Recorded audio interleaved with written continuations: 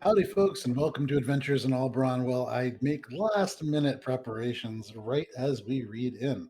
I'm Joe, the Dungeon Master for the evening, and welcome to our 5th edition D&D campaign. Joining me, as always, I have Matt, Miles, Ali, and Tina. This is session 83, which is like way further than I thought any campaign I would ever run would go, which is super cool. A big part of that is that a lot of people have supported and hang out every week. I know Talon has watched pretty much the whole campaign. There's been a few people on YouTube who have begun to watch the entire thing through, and that's really cool to see. So thank you for doing that. Very short list of announcements because we didn't play last week. So I was away in San Francisco. We were back this week. We'll be off next week, which is the 11th, I believe, as Tina goes off on a side quest, and then we'll be back for the 18th for a regular session of Adventures in Alberon, session 84. The 25th of June is still a little bit up in the air. We're going to be doing something, but Tina will again be away, and so we will be doing a little one shot of sorts, and we'll give more details when we know them. But then in July, our good friend Matthew will be leaving for an extended period. At which point we're going to be very excited to have. Oh, Matt is over here. For us, I think I don't know. know. So Allie's modding, so she can tell us which. I can tell you. Wherever he yeah, there we go. wherever you may be, Matthew. Tina was the only one who pointed correctly. Tina has some. All right, regardless. back to it. Pointed on the screen. Regardless, Matt's going to be gone, so we have Drew from Dicey Encounters joining us for a 4-part mini adventure that will be set in Dungannon. It will see a few familiar faces from this campaign. Matt, unfortunately, won't be there. However, it is going to tie into your backstory somewhat, and so that will be very interesting to see as we potentially meet the Dungannon Antiquities Collective, or at least agents thereof. But we'll get to more details once we get a little bit closer there. But for tonight, we are going to play session 83 of Adventures in Alberon, and I'll just jump right back into our recap. All right. Oops, I gotta stop that all the way, and then I gotta start it. Pro tip. Oh, Sirenscape is a great digital tool set for dungeon masters who like to use music, sound effects, and all variety of audio cues for their game. So check out Sirenscape for things like this. Last we played, you had snuck through the thoroughfare of the Duragar city known as Darkholm, as it teemed with grey dwarves. You used Heinrich's invisibility to make fairly easy work of it, finding various ways of subverting the attention and detection that was pointed in your way here and there. Although largely some of the best stealth rolls we've seen in this entire campaign. So well done. You began last session as a complex mechanical door opened directly in front of you, revealing Kuthar, the lone remaining deep singer with abilities similar, you would assume, to the Grey Lady. Your erstwhile companion or patron, kind of unclear as to what your relationship is now. Not terribly enthusiastic towards Akka. But as Kuthar rushed past you, and she did rush, this ball of energy, you caught that the Duragar knew of the death of the stone giant that had stood sentinel outside, and were actively on alert. You slipped through the door with Shay's monk agility, carrying her through just before it shut, and found yourselves confronted with 3 elevated battlements with a massive ballista stationed in the centermost one. With it, there were a slew of Duragar, some simple soldiers of the army that crawls, but others a little bit different. At least one an officer, one capable of wielding fire-based magic, and then a third that utilized a style of martial arts that, though completely at odds to Shay's own kind of Xin Yi practices, effective in its own right. But with martial onslaughts from Shay that saw grey dwarves wither beneath a flurry of blows, a mighty sneak attack from Morwen that nearly skewered the most powerful of their foes, vital healing from Heinrich, and a telekinetic shove from Akka that impaled the Duragar fire tyrant onto a wall of spikes. You're able to defeat this security point of sorts without an alarm being set. And Akka, I believe you still have that alarm for what it's worth. You looted the bodies, as you are wont to do, and dragged them through the door to the next hallway where the temperature dropped. There you entered a 70-foot-long tunnel of frigid cold, scattered with crystals of ice, a few of which seemed to glow either a dark blue or scarlet within. You saw right in front of the door this large space with a small basket of various stone icons that seemed to be suited to be fit into this stone plaque with 3 inset sort of spheres. You explore the room just a little bit, finding that on the left side, an elevated position that seemed to suggest motifs of ice and cold. On the right, fire and various elements of that plane. You noticed, Heinrich, using Detect Magic, that behind these 4 smaller doors on either side, or 2 on either side, 4 in total, that there were dim bits of magic glowing within. These may have served as repositories of relics or something. But you pressed forwards, kind of examining the entire room. You determined that there were these icons that you needed to set. And Akka, you decided, I believe it was Akka, who set these icons in place, knowing roughly the right order, that you could give it a shot. However, it appeared as if only one of the icons that you chose, that of the Warhammer with cross spears behind it, seemed to be the correct one. The other 2 fell forward, the third following it shortly thereafter, and the temperature in the room began to plummet. And that brings us to this week. So give me just 1 second here. All right.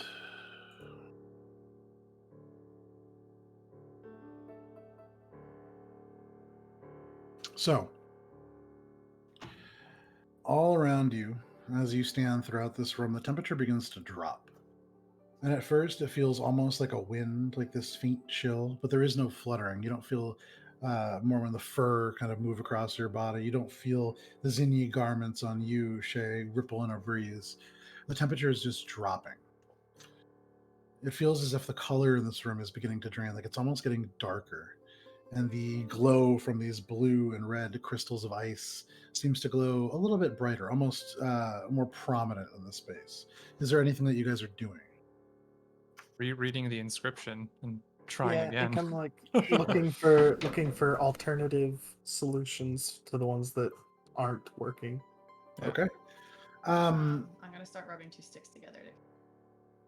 Okay. Morwen, make a dexterity, just a flat deck. Or you know what? Call it a sleight of hand check. Why not? Okay. That's a 33. 33. As you guys rush around, most of you kind of swarm this area with the icons, beginning to scamper, pull them out, and look. Morwen, you take 2 sticks out of your pack, and all of you behind here, and you see little elements of smoke begin to come out. Morwen, if you keep at this, you're going to start a fire. Absolutely. Well done. Cool. That happens. I help. But while that happens, Heinrich, you look at this inscription, which rearranges for you, and it reads, "Smooth and sharp to pound and pierce, a mighty god's domain of gray and spark. Steel so cold, the cut would freeze. Choose wisely, for a fool may shine false." Okay. Akka, while Heinrich is reading this, you look at these icons spread below, and you can see there is one, which is a warhammer with a rising sun behind it. The second is a warhammer with crossed spears. You found this to be probably one of the ones that you need. A third is a brazier full of fire with a lion, dragon, and griffin heads kind of arranged, splayed out behind it, almost like a Targaryen dragon. The fourth is a symbol of Moradin, the hammer and the flame. The fifth is a jagged mountain behind which is a throne. The sixth, a smiling goblin with a pickaxe through the skull. The seventh is an ingot of iron in front of a flake of snow. And then the final one is a golden medallion, just a simple golden medallion. It's the one of the 2 that popped out, right? Correct. It was the gold one, that popped out, and it was the.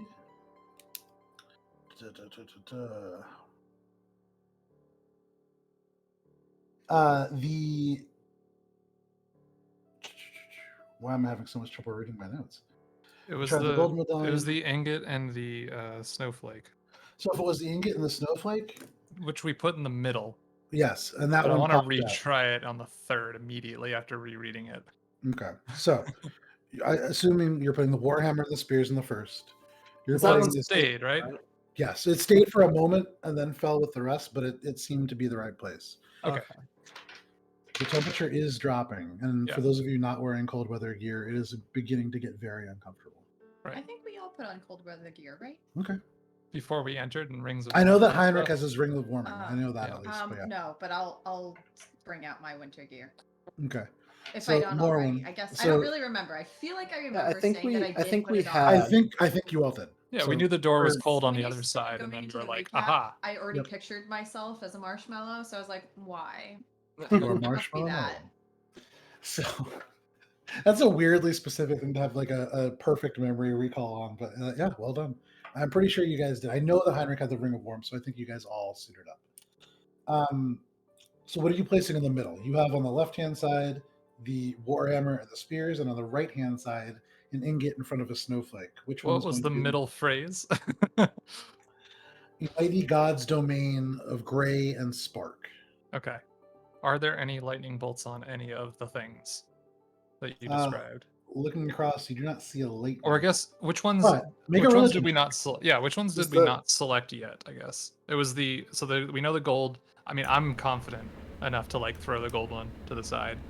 Are any of them, besides the Morden one, are there any Hey. that are like noticeable iconography for some of the other Make a religion dwarven check. gods in the 18. pantheon? I got a An fucking 18? 18 on that one.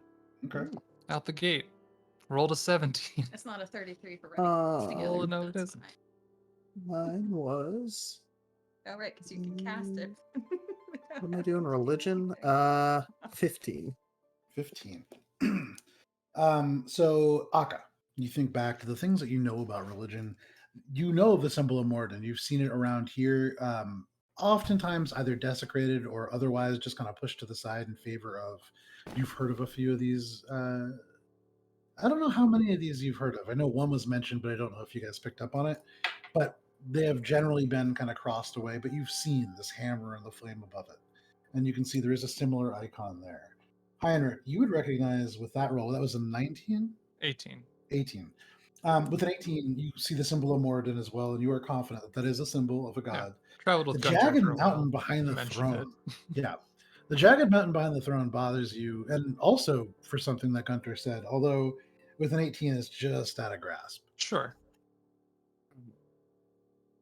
What do you That wanna do? doesn't correspond to spark. And one last time the clue? The clue, and then I think 3 that aren't in there, right? The descriptions of it.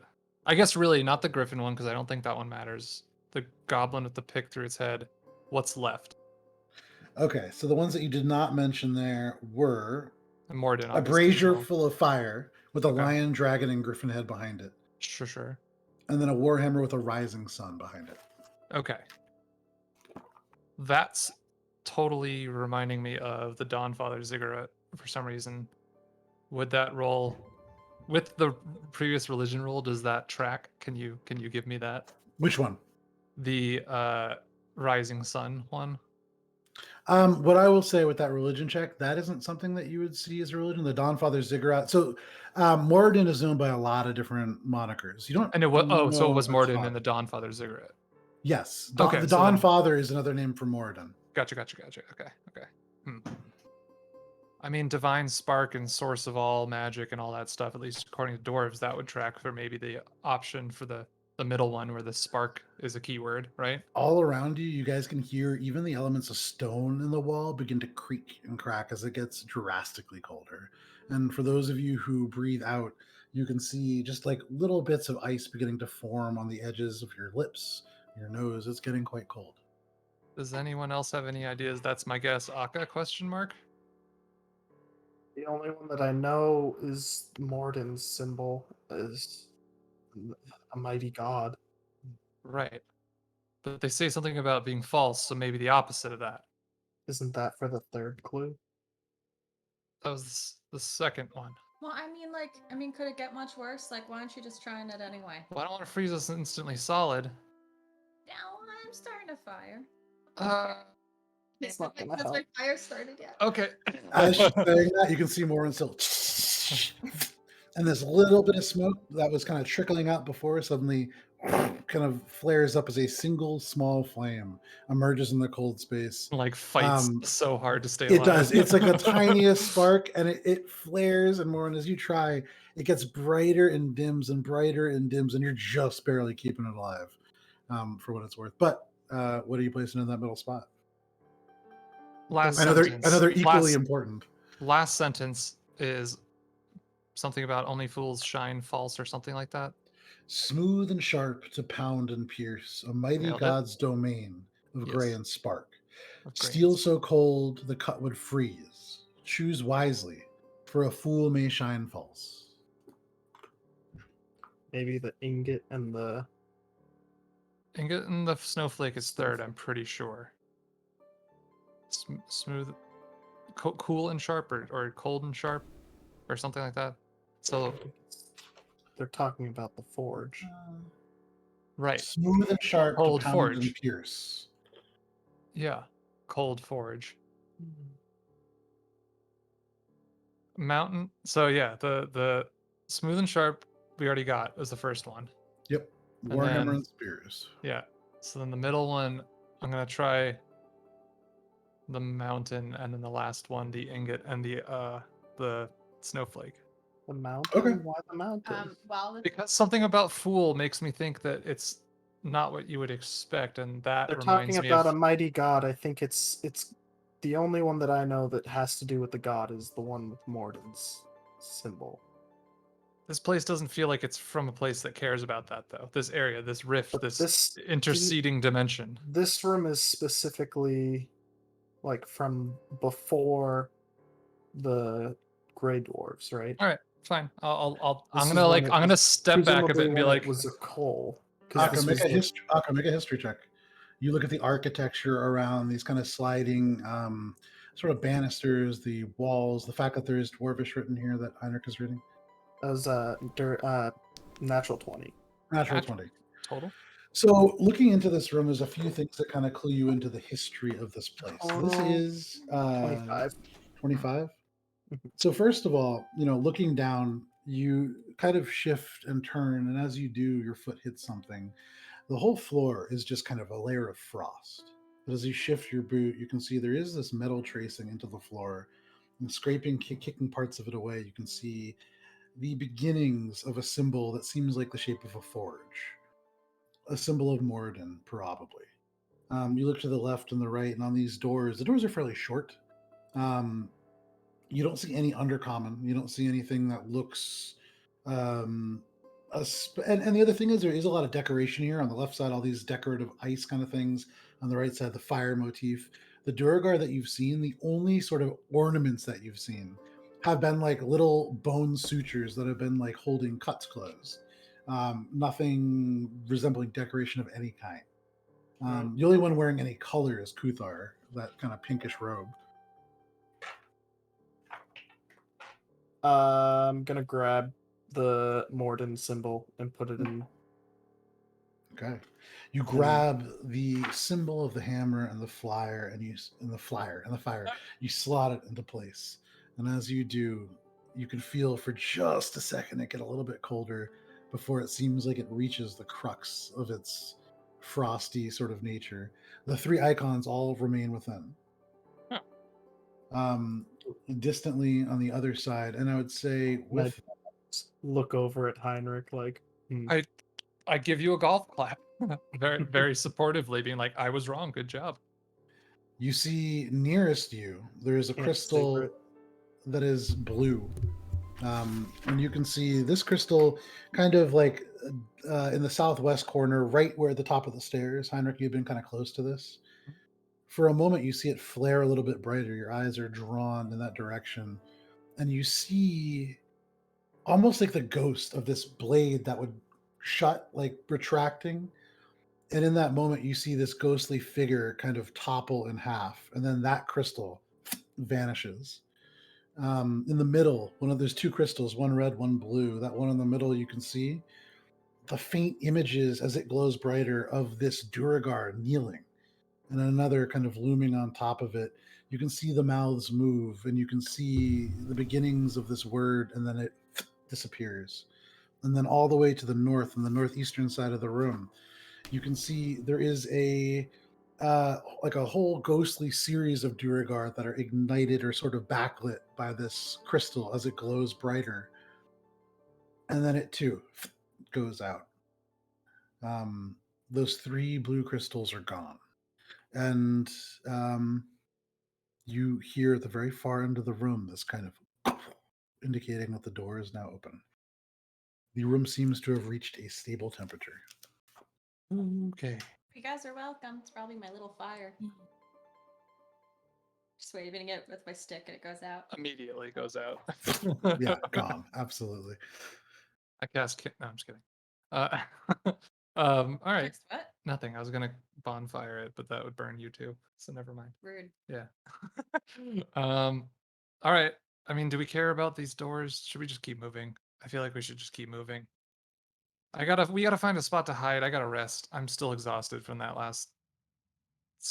And I'll just gesture over at all the bodies. Sure. You gesture over, and now kind of like, and actually looking over, the skin kind of gray is sunken darker and become a little bit more putrid is the wrong word, but like almost like bruising. You can see elements of frozen even in the time that you've been in here, even in just like the 10 minutes that you've been with them. Oh, right, because we moved the bodies out from the guard post. You did. Do we want to check these doors out, or can we just keep going? There are magic things behind it, but I don't know how to open them. With other magic? Probably some other combinations. Maybe. There's worth nothing it? else in this room that Oh, seems to be... there certainly are. So aside from these four doors, as I mentioned previously, there are There's the also four of these statues. red crystals Oh, right. of ice that are kind of frozen in place. There is, and I would say, Heinrich, you having examined these kind of closer and had detect magic up, there is a little bit of a sinister feeling to these red crystals. There's something um, dangerous about them, perhaps, but there is certainly a reward on the other side as well. Right, but how they correspond to the doors is unknown. Correct. Yeah. They look Thus like they far. were naturally a part of the room, or are they something that was added later on? With your history check from previously, that natural 20, um, there is no history of dwarves really, at least in Dominion, building any kind of like Arctic structures. So probably added later on that particular part. However, make a make a religion check. Why not? The Dungannon Antiquities Collective has one item in its 157 item catalog that is very pertinent to this particular thing. So, What is my religion? +5. That's a 15, and I think I'm gonna make it a 20 with Flash of Genius. with a 20, Is this the first time you use a flash of genius for like something that requires thinking? Because I feel like most No, of it has been like No, a moment once of before. dodging I've or used like them before, but Okay. I've been conserving them Sure. lately because I feel like we're gonna need them, and we don't know when we're gonna rest. You think about it, and nothing comes to mind immediately. You kind of take in the room. You see the little bits of light illuminated off the bits of frost on the floor. You can see there are icicles here and there, and these crystals glowing a little brighter than you remember prior to that false start that you had. You don't think of anything immediately, and that alone kind of brings a thought to you. You have this moment. It's almost as if whatever you just saw disperse amongst those blue crystals were memories or some kind of ghost of something that had happened, literally frozen. Something so cold that a moment in time could be frozen in place is almost what those represented. Who could have done that? What could have done that? You have no idea. That's Could have done that. tough.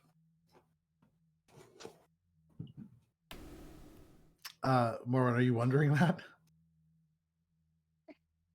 Where could have done that? Make a history check. This is how Morwen thinks, so I guess the tracks. All right, that's a 16. A 16. Where could have done that? Where could have done that? Well, where you're from, it's a little bit more of a temperate part of the world. Ice not terribly common. It doesn't snow very often in Dungannon. No idea. Although I would say I've gotten my fair share of snow since. Really Yes, making up. this is true. Really This making is up true. for all those years without it. No, you're not wrong. Okay. Any idea? I see Akka looking at the crystal, and I'm just like, any ideas? 4 of them, 4 doors. The guardians trapped in there, like the other ghost things, maybe. There's one for each of us. Oh, okay. Let's pick up. No, I don't want to pick them up. I think we should, unless we can come up with an idea how to get these doors open, we should probably keep moving. Can't think of anything. Are there any keyholes or any obvious like handles or anything on these doors, or are they just like flat? They seem to be just flat. I would say, Akka, with you having thought about this idea of these being like frozen moments in time, you are beginning to suspect that had you touched that, you would have been able to view that moment in time much clearer from the perspective of that crystal, and thus you would have probably been able to see those symbols in order to figure out what they were, but B, you probably would have seen how those doors open. The blue ones that broke, Correct. but the red ones don't have that same like. No, there's a different real quality. if that kind of blue energy symbolizes a moment frozen in time, unsure of what that red energy might mean, but it certainly means something.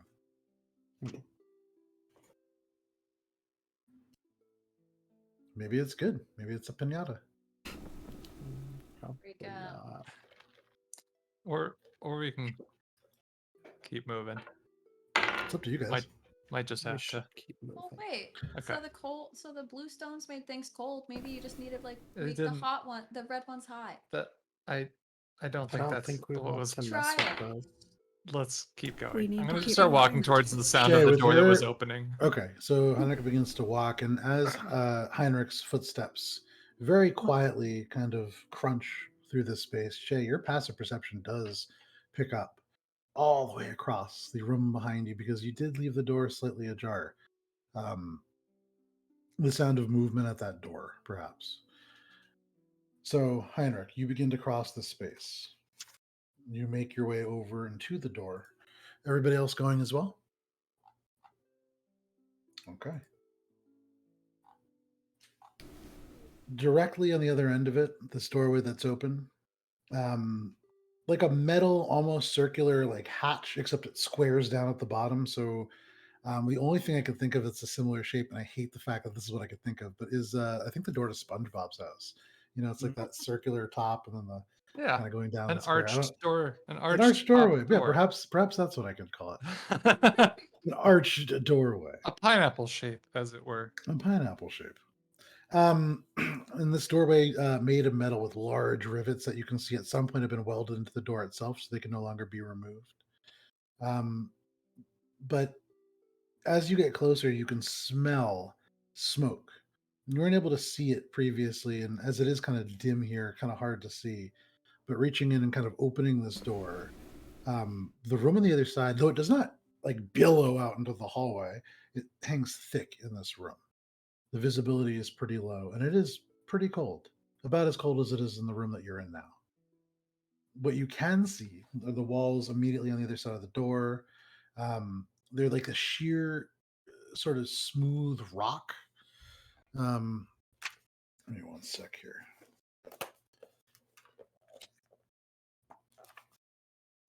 when I went to San Fran, I had to change my note-taking strategy so I could bring it on the plane. So I have a tiny little book here. All right. So on the left-hand side, as you walk in, there is stone that goes 5 feet forwards, but then it just kind of ends, and the floor is ice. It ends in kind of a jagged way, so it doesn't seem as if this is intended maybe to be like this, but it freezes almost just to the hallway, and perhaps the slightly warmer air on the other side keeps it from forming fully here. It's just the kind of frost that you've been walking through, Heinrich. Let me pull up some music here. You can see no more than 10 feet to your left or to your right, and so there's not much. You do get glints coming from your left, what would be west. The opposite direction, you can see very faintly, like a dim glow emanating from the floor. And then elsewhere in here, you can't see anything. There is only like about a 5 by 5 foot space before the floor becomes ice. So if you want to enter this room, there's really only a place for one person to stand before it just becomes very slick.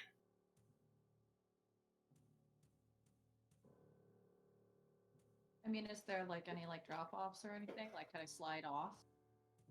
You don't Or know. is it just- It's just slippery? smoke. It's thick smoke that has this weird kind of peaty smell to it. And then Is we it- don't know where the source. We don't know where the source is, right? It's just everywhere. As far as you can tell. Okay. Wait, so it's ice. All right, I think I'm gonna take off my boots so that I have my little claws sticking out. I'm gonna to have grip on the ice. Okay. So in these winter-like Just, like, conditions, you're gonna pop off your red toe. boots. Yeah, sure, why not? What? You're just jealous because you don't know how to walk on ice, bro. You're Lauren, We've you already seen it. pull your boots Fucking off. frostbite instantly. Your feet instantly. I mean, it's cold. You put one tabaxi foot on the ice. Make a dexterity saving throw, please, and make it at advantage because you have claws, and that gives you a climbing speed, which I guess technically would help. What am I doing? Sorry. Dexterity I forgot. saving throw at Dexterity? advantage. Okay. All right. So that was a 21. You can see Morwen puts one clawed foot down. All the claws just kind of digging into the ice. And even so, Morwen, as you shift your weight, you slide a little bit. This is unnatural ice, and it's very slippery. But you put your other foot down. No, never mind. Oh, okay. No, You take the other foot back up. Yeah. I give the one foot, and once that's not very secure, I'm like, oh, never mind. Put the shoes As back on. as you Your do turn. that, though, and you lean forward, you get the sense that there is something only about 15 feet away. You get like vague bits of an outline, but with all the smoke, you can't make out much. It just seems like there's something that moves the smoke there. But that is what you see. You draw back onto the stone. There's something over there. Is it alive? Is it moving? I don't know. Did you say it was moving? You said Make it was moving. make a perception Oh. check. Where's You my- see Morwen's jar gold eyes squint into the darkness. 23. 23. You lean way in, your tail flattening out to try to counterbalance. And as you get forward, you see the smoke, which is just kind of lazily drifting in the air and kind of rising in places and falling in others. It seems to be almost curving around something. Not moving, but the smoke seems to be. How big? Make a perception check, Shay. I think Your eyes are It's better a for this natural than 20. mine. Natural 20 for a total of... 30. You get up close to this ice and you kind of center yourself as best you can. And you think of all the time that you spent in these cold mountains of the north and of these drifting clouds and fog, and how, especially in the winter when it really snows, there is no visibility. And there are ways that you can open your eyes and listen to the sounds around you and really understand what's in front of you. And you do this now. And despite the smoke and the darkness, you get the sense that within this room there are several large chunks of ice. Maybe collapsed parts of the ceiling, maybe natural formations. you get the sense that there's one off to your left, kind of turning and looking smaller, but then in the center, there's a huge one that rises from floor to ceiling. And there are parts of it that are weirdly smooth. You get the sense that it's almost designed so that were you to hit it at the right angle, it'll curve you around. Curve what? So imagine ever thinking played, back to Morwen. Just a luge. If Morwen were Yep. to continue walking forward, slip and Gotcha. slide, Gotcha. she would strike a wall that would curve her momentum in a different direction. Gotcha. So it's like A luge is a great way of looking at it. Yeah. I'm gonna take out some pythons, Okay.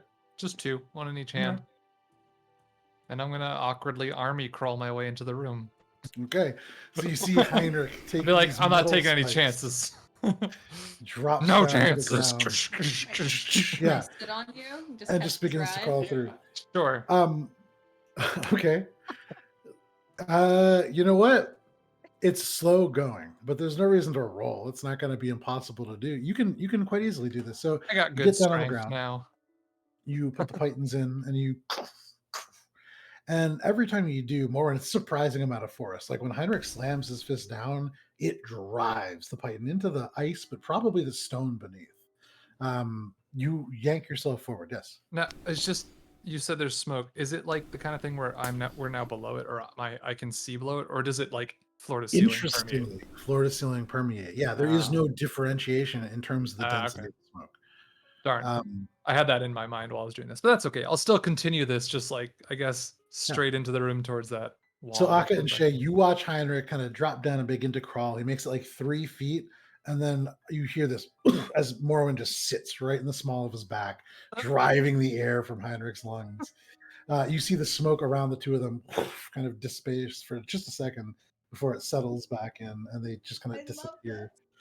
Heinrich sled. Heinrich, you are currently traveling prone, which is half speed, and with Sure. Morwen on your back, which is half speed. So you're going about 5 feet around. And You're a, going slow. a strength of 23 does not negate a little bit of It a makes small this cat on my back. it makes this possible Okay. fine. without sliding away. I mean, this is slippery. But as you crawl forward, you go 5 feet, 10 feet over the course of about 2 minutes. Oh, come on. And you get to a point where looking up, you can see the beginnings of this. It is ice. Okay. However, the smoke here has kind of become, it's almost stained it. So it is opaque. It has like this smoky kind of quality to the ice itself. You would imagine you might be able to move parts of the soot, but depending on how old this is, if it's just been building and building and building, this is probably a very dark piece. It's perfectly smooth and curved. And the part that you come up to, if you had just gone forward, and this is where Morwen would have slid, would have carried her straight forward and then to the right, off into the east, and slung her towards whatever Somewhere. lies beyond. Right. There is a point of ice, quite sharp. And then on the other side of it, it slings and curves in the other direction. So going towards this ice, you would go one way or the other. Or both. Or possibly. Well, it's not with sharp, enough momentum. Yeah, it's a wedge. It's not meant to like cut people, but it is a wedge. Yeah. From this It's like distance, a you don't fork see in the much road. else. But I would say off to your right and now a little bit behind you, you can see that there is a glowing, arcane kind of element that seems to be emanating from the floor. Does that feel like the source of the smoke? If I detect magic it? So if you do detect magic, what is the range on that? I think it's only It's 30. 30. feet. We do this every week. 30, It's 30 feet. 30 just gets you to the edges of it, and you see as it glows, you actually get elements of what the symbol looks like as it glows in the dark as well. Mhm. It seems to be evocation magic. Okay.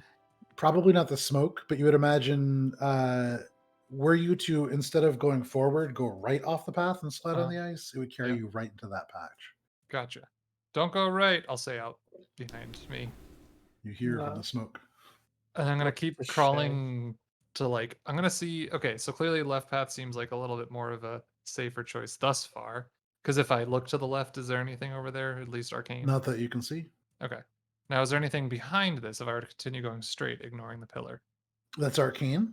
No, just in general. If I keep moving, I'll like I'll be like, all right, left seems a better choice. Let's see what's behind this thing. So if you keep going straight, you go straight another 5 feet. Morwen, you're also on Heinrich's back. So if you want to do anything, you're welcome to as well. But Eh. So you as you should go 5 feet dowsing rod forward, with your swords, just like feeling out. this ice curves until you would be coming into the ice. You see it does end off to the right, and so you probably could go around it. And there's more stuff beyond, although you cannot see that far. Yeah. Um, Kind of go that way. Okay, so you curve off to the right and kind of begin to army crawl your way out. while Heinrich and and Morwen are doing this, can I just fly around cautiously and try to map out the whole area? Like, Sure. Which way are you going to fly? So you come to the center I'm point. gonna like Told you go don't go pretty right much, or watch out on the right. pretty much like above the path and follow the path, not going right like Heinrich said, and then just continuing along that to try and like map Okay. my way. Being careful not to like run. I into will any say, traps. Matt, because you decided that you're not going to track it. You are 3 minutes from hitting the Oh. 45-minute mark. I have been tracking it, but Okay. it's also 4 hours and it gains. Oh, I thought back- it was 1 hour. Oh, no, no, it's no. Oh, 4 the hours rest, and yeah. it gains back 2 hours, I think, every long rest. So it's You like just need to get a long rest. almost, yeah, it's like almost all the time, as long as I don't do a 4-hour spurt. But 4 hours is a good chunk of time when I'm doing like a minute Just each make sure you time. keep track of it, because Yeah. you're in a place where it's going to be tough to get a rest. Yeah. But Drifting forwards through the smoke, it's eerie because there are elements of it that do remind you a little bit. I'm trying to remember, was Akka in the astral plane? I don't think so, actually. But for the rest of you, as you are here, there are elements that do vaguely remind you of that. This kind of misty, sort of ethereal nature. You're walking or crawling, and so it is not, that mind-powered flight. But there are elements of it that do bring you back there. Akka, you drift forwards, and looming up in front of you is a curvature of ice. You kind of turn, keeping your left shoulder to it, and suddenly beneath you is Heinrich and Morwen, who you'd catch up to very, very quickly. Army crawling, Morwen's tail in the smoke, leaving just a little trail and wisps. Shay, what are you doing as they all just vanish into the smoke? As Heinrich's moving, I'm going to carefully walk on the staked out portions to give myself a little direction. All right, make a dexterity saving throw at advantage for these staked out portions that Heinrich has created.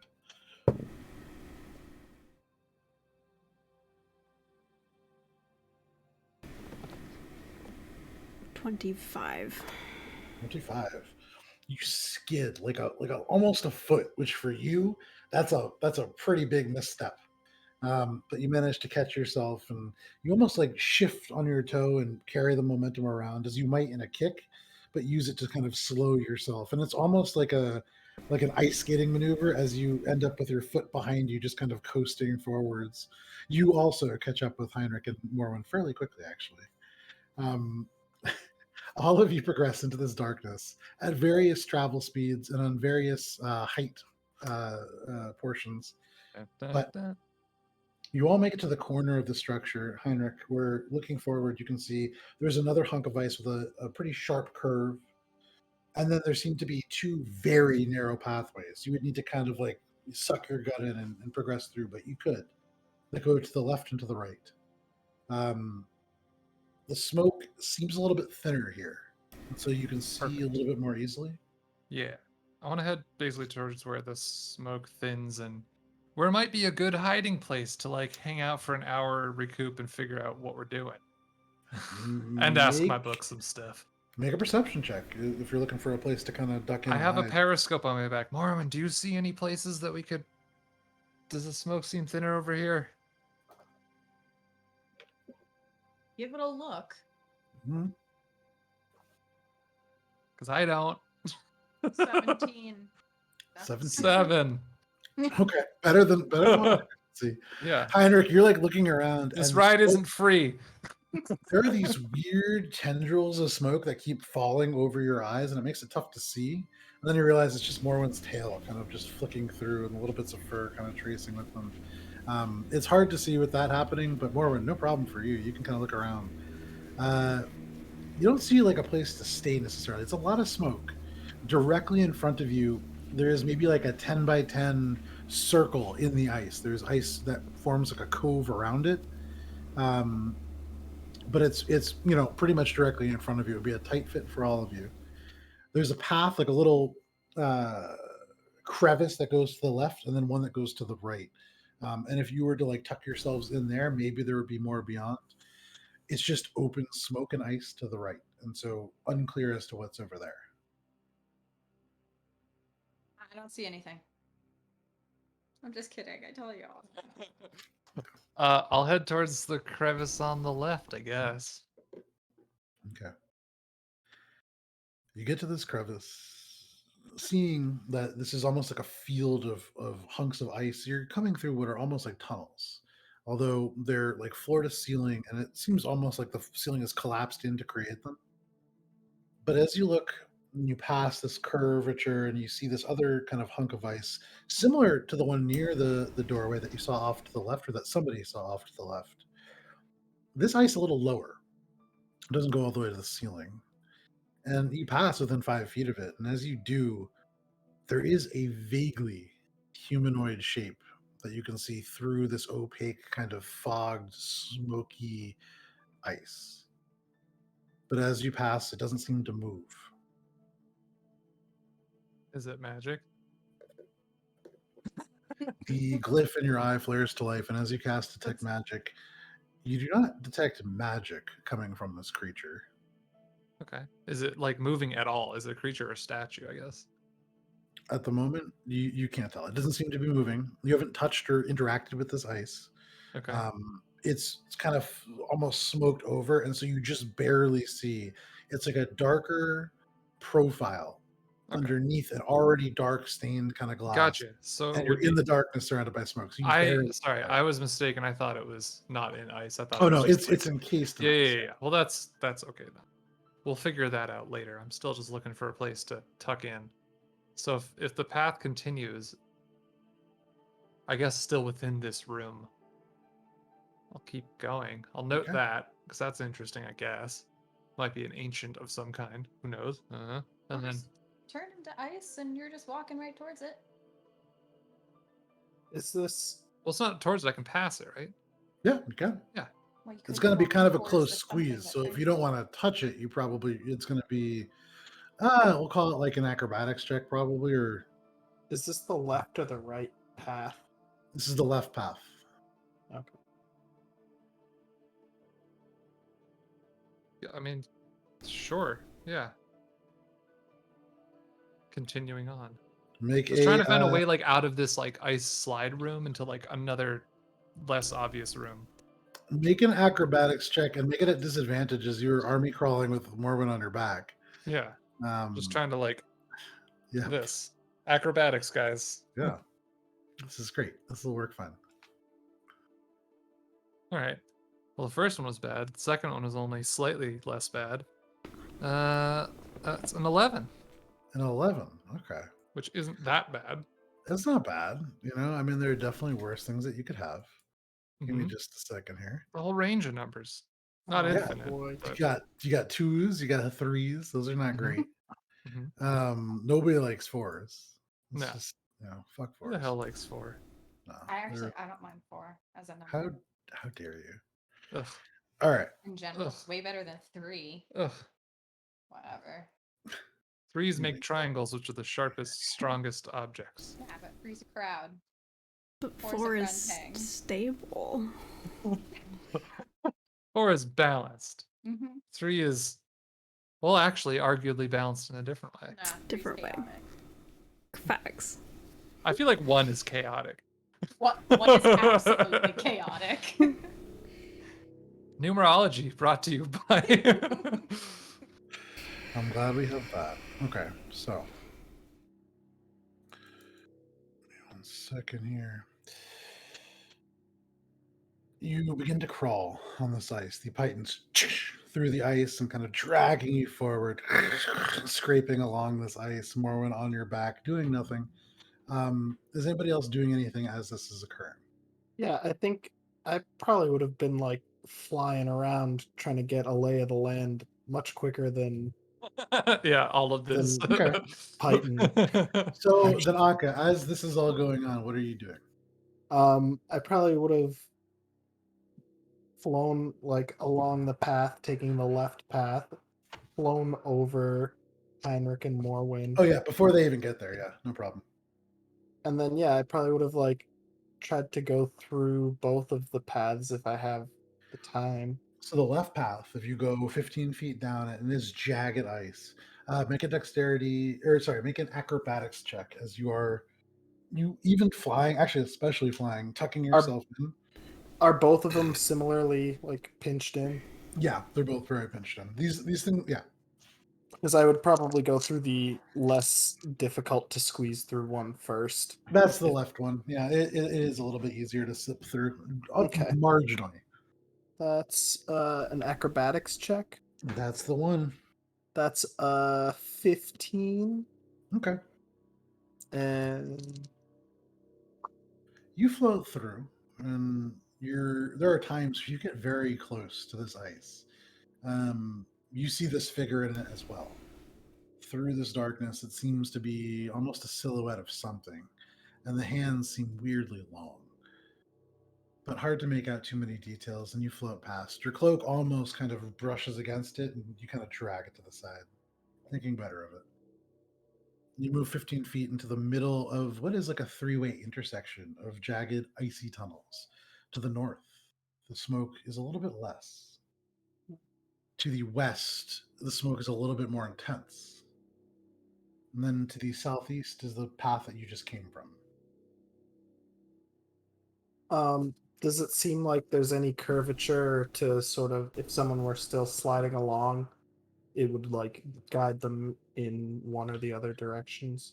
So floating a little bit to the west and looking north, you can see there is like a curvature, and it would probably hook you to the left. Okay. I'm gonna go the other way Okay. because I'm thinking that the way that it would slide you is probably the bad ways. You drift north, kind of floating by. You turn to the right just in time to see Heinrich and Morwen like turtle crawling their way through. Shay just like taking one step, coming up behind them, waiting, taking another step, stepping up behind them.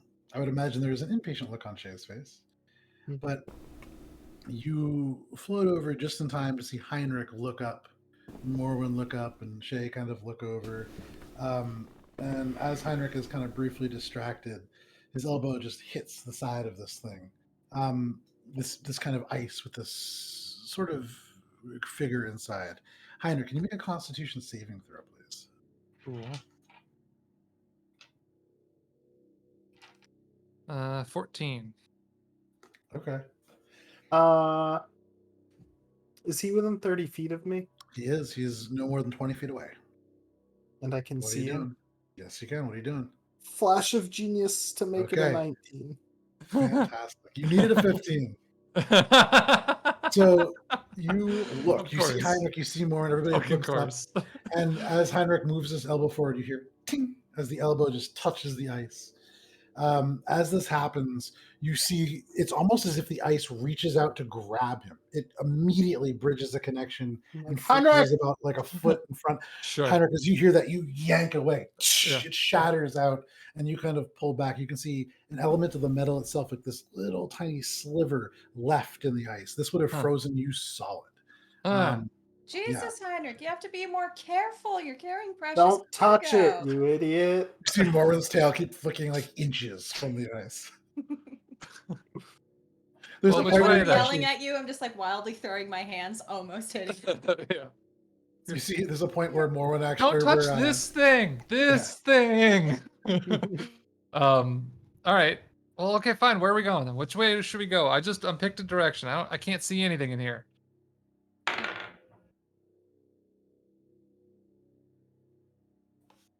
Well, Onward.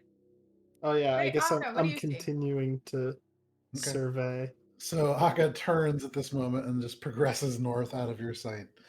Akka, oh, as you did this drift- halt my progress or did I make it past the thing? You were past it now. We'll say you Oh, okay. kind of had that moment. You froze. Okay. You continued. Okay.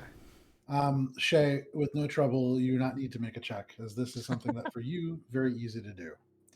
You look Void a at this, you kind of stationary pause. object.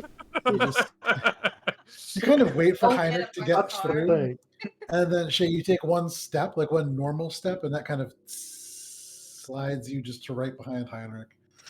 Just experimenting with new ways of moving because it's taking a long time.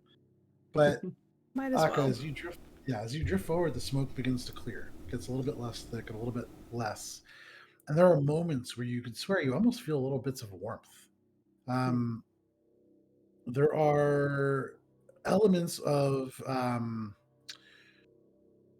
like a sulfury, peaty kind of smell, and then there are elements of almost like you could smell like loam or moisture. It's a very peculiar mixture of smells. It's coming from forwards. You don't see a source for it yet, but as you continue, if you were to continue down, there's ice on your left and right, but eventually you do see it end in what becomes a 5 foot wide, at least 10 foot long pathway that goes to an obstruction of some kind. You need to get up a little closer to see It's what like it is. not the slidey ice. Yep, no ice at all. It's returns to stone down this hallway. All right, I think I would like beeline it, land, and see if this is like the exit area. Okay, you drift over and kind of settle onto the stone. You take a couple steps forwards, and you can see in front of you there is another door. This is like a similar to the one that you had seen Kuthar come through. Seems to have no immediately obvious way of opening it from this side. Mechanical pieces and all kinds of weird levers and mechanisms. It could probably be forced, but it's up to you. Whatever you want to do. So the mechanical levers are on the other side, and this side is just like flat face. It's not a flat face, so you can see complex mechanical mechanisms here, but the actual lever is on the other side. So Gotcha. all of the mechanisms are exposed to you. The easy way to open it is not. And I can't see through the mechanisms into the other side, can I? Correct. There is a solid part behind that. So yeah. Okay. I guess I would shout back like, "Follow my voice! I found a door!" Okay. And Okay. then You hear this come from all angles because it bounces through these caverns of ice. And this you would get from assuming this. that This is one room. Shay can hear Because well yes. enough. And I would say, Shay, you hear it quite loudly.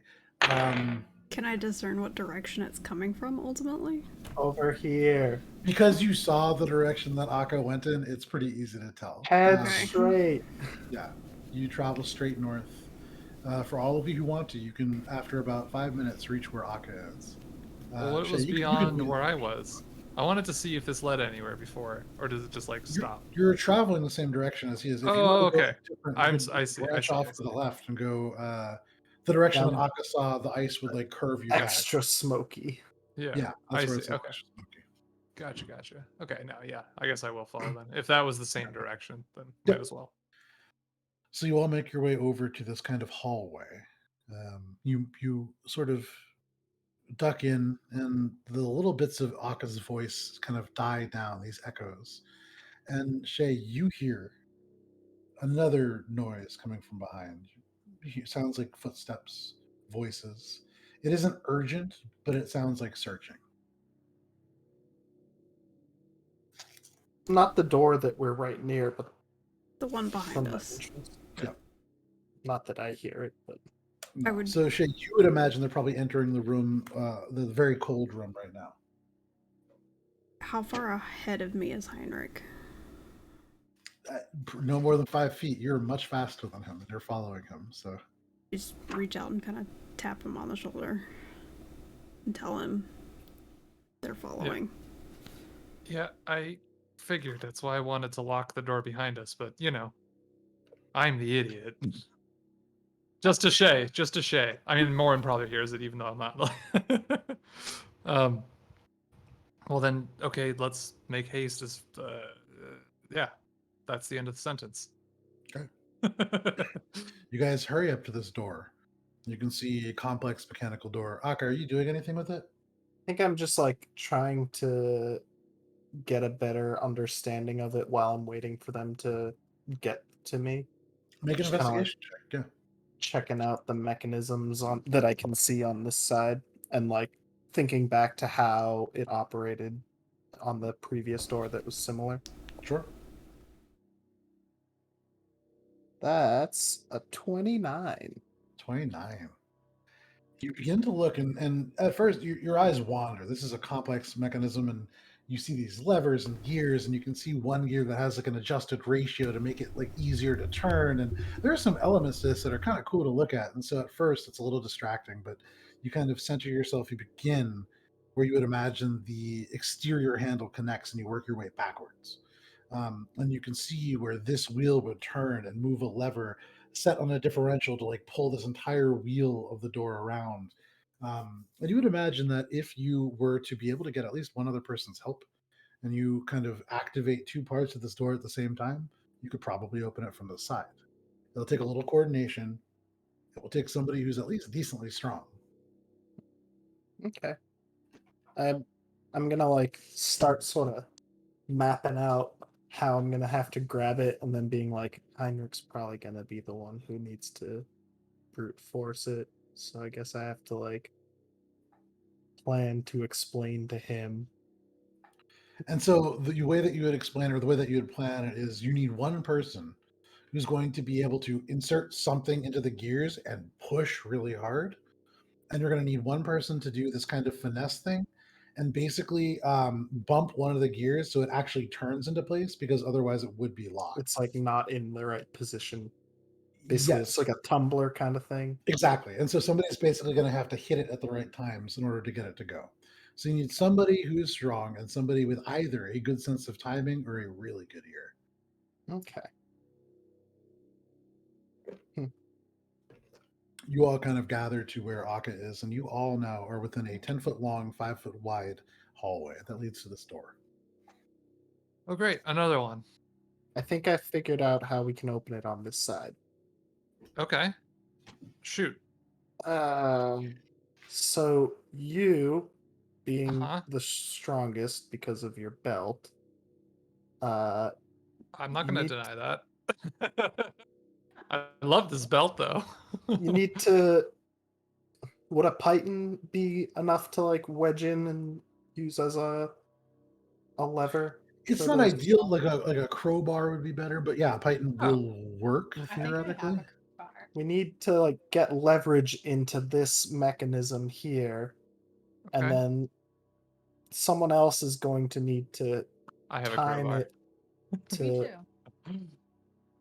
to Be like, oh, okay, leverage. Yeah. And I'll just like crowbar. Yeah, from this little bag, pulls out a crowbar, out, like about a quarter of a foot You've seen me longer than put the the actual stuff in bag. this bag. You know what it is. You know what a bag of holding is, Mr. Antiquities Collection. It's not a bag it's like holder. Mary Poppins. Yeah. It's not a Um, bag of holding, but yes. So Akin to one. Anywho, I'm going Great. to like, all right, is this the position? Is this... Yes, but wait, I'm not gonna do 'cause- anything yet. No, you lead this. This is fine. we need to time it correctly Okay. so that someone else can essentially activate the hingy bits. Well, if that's not my Suppose. thing, then No, that's why you're the one with the I'm crowbar. just standing here with this. Yeah, that's your job. Who else? So we need someone who's got good timing or a good ear for, Good ear. I mean, you know, like Shay just heard people coming to get clicking. us right behind from 2 rooms away. By the way, so shady. also important to note. Do you think you can time this accordingly based on the clicking of the gears? If you tell me what I'm looking for, certainly. Yeah, I'll help you as much as I can. Yeah. All right, so it all comes down to timing. When Heinrich starts, you know, doing your leverage thing, Mhm. it's gonna be, you know, You want to basically so what you explain is that you want to basically listen for when you can hear each of these gears pop, and right when you hear it, you need to kind of just tap it up. And that will, when you do it 3 times, you'll be able to progress the lock open. And then Heinrich, at that point, the lever should just immediately like descend, and you should be able to open the door. Perfect. All right. All right, so On 3. can I? I'm gonna like get behind Shay, and I think I have. Do I have it? Yeah, guidance. Okay. Wow, it's been a second. So Heinrich, make an athletics check. Okay. Like Oh yeah. waiting so that when she hears or when I hear it, I can be like, now, Okay. as like my guidance. I love that. That's Shay. fantastic. How much? 24? 24. Fantastic. Yeah. Shay, make a sleight of hand check, and make it with your guidance, so with that D4.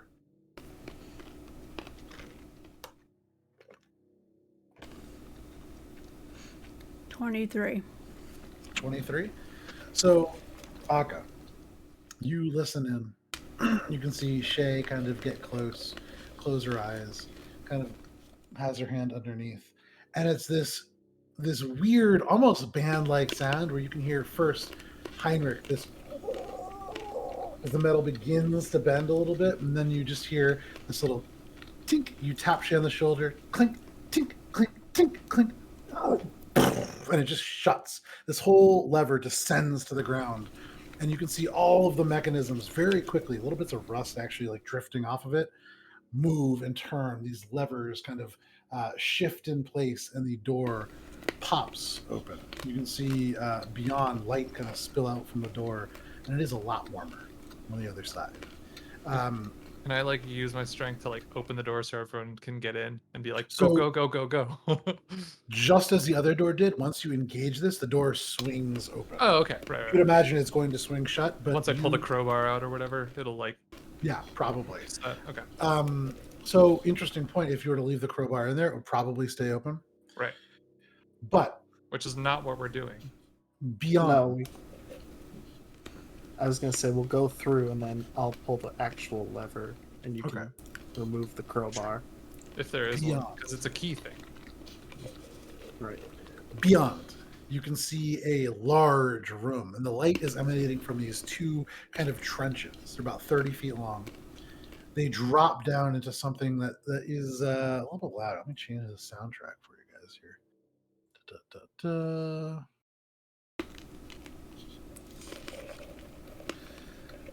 The sounds change pretty drastically, obviously, and as this opens, it is warmer, but there are gusts of cold wind that come with that warmth.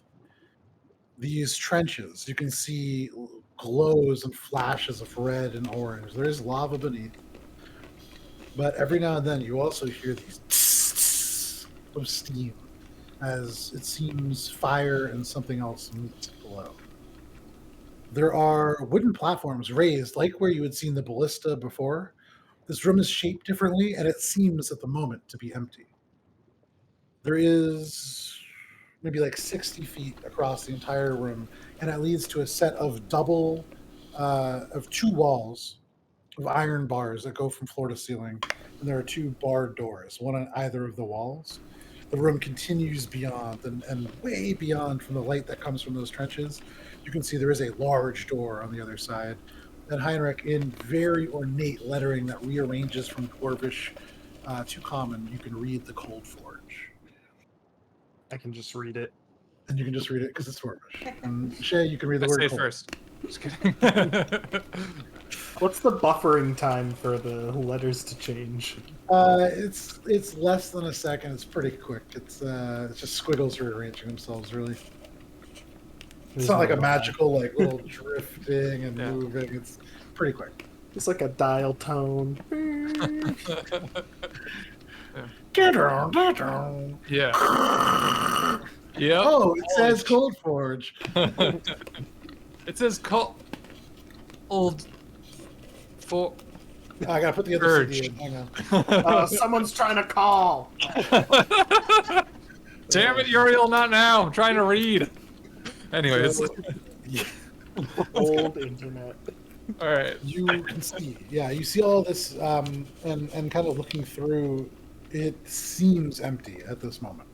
Perfect. Can we get through and lock the door and proceed to a hiding place, please, guys? Please, if we ever encounter danger, I am out of being able to assist that much. If we ever, Exactly. we're actively in danger. Exactly. There's got to be in an old place that they inhabited but didn't build some secret nook somewhere. As you guys enter this place, you move. Akka, are you pulling the crowbar out? While the crowbar's still in, have we all made it to the other side now? I would open the door enough, I feel like, that if And it were to is be there, just like, on the fine. other side, is the key or the mechanism to open on the correct side still intact in there? Yes, it's a weird mechanism. It's not the same as the other one you saw, but it is. There is a mechanism on the side of the door. It looks so. It has a golden knob, and it seems like you can shift it through a series of tracks. It's part key, part puzzle, part handle. Okay. But yeah, that's intact on the side that everybody else is now on. Okay, I think using my invisible hand, I'm going to grab it while I'm still on the side that I want to end up on and remove the crowbar. Sure. And try to get it through the door, but if it starts closing, Make my a strength. telekinesis is only so good. So make a strength check with the hand, which I believe is a strength of 10. It can hold up to 10 pounds, I believe. I think a crowbar is only. I think a crowbar is like 20 pounds. Is it? Whoa. That would be a lot. It's very heavy. Crowbar. Well, look, here's the thing. It's my crowbar. I'm taking it out. I'm A putting crowbar is 5 pounds. So Okay, if you perfect. want, no problem. Great. I'm gonna Okay, just. Can I see what you're trying to do and stop you? Like, look, I got this. It's fine. And I'll just use my heels to wedge the door open, pull the crowbar out, while I'm on the correct side. Like, reach around, pull it out. Flexing so hard. I just want my Make crowbar a- back. He's just make saying an- he's gonna Make an leave. athletic. Make an Yeah, I athletics want check. to leave a trace of us and where we've gone, I basically. mean, Make I an was gonna athletics check. He's I was gonna get grab it for you. You said if you needed to drop it, you would drop it, and that made me Well, scared. I was saying that to myself in my mind. Oh, But you're saying it out loud to us, so it's hard to tell. true. All right, I'm gonna do So- that quickly with an 18. An 18. So interestingly, you go up, you grab the crowbar, pull it out, and the door pushes you into the room as it shuts. Okay, You end up on the correct side, but an 18 is not enough to stop this door. cool. Okay. But shuts, and you have to kind of like take a couple steps back. Wait, my you are now crowbar, like mine. And I put it back in my bag. Great, I don't care. I didn't want your crowbar. It came in handy. once. The only time. So, are we resting here? No, too obvious. What do you I mean? mean, We're on the other side of a door that could be That's opened. locked. They could probably figure it out. They probably. They have This is the curses. Cold Forge. We know that they put someone in here. They know how to get to here. This is a thoroughfare. It's not a hiding spot. yeah, so we're not gonna find anything from here to where we're Exactly. going. Maybe.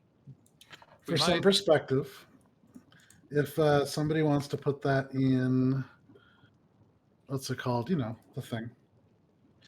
Okay. The Twitch chat. That is the actual map of where you are currently standing. So those two kind of rectangles that stretch out in the center, those are trenches, kind of. As you guys are now within the room, if you look in, it drops maybe 15 feet and then just becomes like lava beneath, as far as you can see. Here and there, you still hear the tss, tss, but you cannot see where that is coming from. You can see the rest of the room is stone with little wooden platforms kind of elevated on the left and right, and then all the way to the north in front of the door. Just, Yeah. I sent it to you. Oh. Sorry, sending it. No worries. So this is like the Entrance. Tina, you're getting some weird fuzz. It sounds like a wire crossed over, maybe. other Loose. side. Something loose. Yeah. All right, so there is that like a hinged thing in that little 2x4 section in front of the door The little 2x4 section in front of the door, hinged. You mean where the walls close in yeah? before opening So up again? where they close in, that forms two 20-foot long barred walls that have 10-foot wide doors in the middle. Gotcha. And I'm realizing now you would be able to see there is a handles on the one closest to you. Okay. The one furthest from you does not have any handle attached to it. Okay. All right. Well, let's go approach it, I suppose, at least. Yeah. Okay. You begin to approach. You guys walk around. You have to go around this kind of these trenches. You can see it's a pretty far drop. Is there anything in them? Make a perception check if you want to just kind of like lean over, look in. 12 plus 7, I think. Okay, so 19. Yeah. You lean in, you look down, you see lava. You see it oozing from the sides, kind of dripping down in places. You hear the sound of lava interacting with something, but you don't see it. You hear faintly over the sound of fire and bubbling liquid rock and metal. You could almost swear you hear the faint ting of metal on metal. Someone might be in there still. The Dragonborn, I think. I would assume. Is he friend or foe? Well, he might be a friend. Right now, he is neither, as far as we know. He might be a foe as well, but I would rather not assume that. He's the one who knows Dazaraki, and he's Valcrisis is the one who's in the Cold Forge. Valchrysix is the name of the Dragonborn. Yeah, he came Is here he- to destroy it and then got enslaved or something, or Right. somehow trapped and is now using it for them. Right. But he's the one who's potentially still in there. Right, that's what I would assume. Now to this door, not door, the hinge, the gate basically, as you described it. Yep. This handle, is it locked? Is it You trapped? go up and you try to kind of. Oh, I mean, so make an investigation check. if Yeah, you I don't wanna- want to. I don't want to touch it first. I want to look Sure. at it first. That's a good idea. Yeah, always. So investigation would be not great. 15. 15. It is locked. Okay. You don't see any trap, but it is a fairly secure lock. As you've been progressing, you realize you're going through when this was Coal Arista. What are like the security checkpoints to the Cold Forge? So I mean, it's becoming increasingly more secure. It is kind of weird that there's nobody here, but it's a pretty sturdy lock. Hey, Morwen, Mm-hmm. think you could maybe What? point at the locked handle? I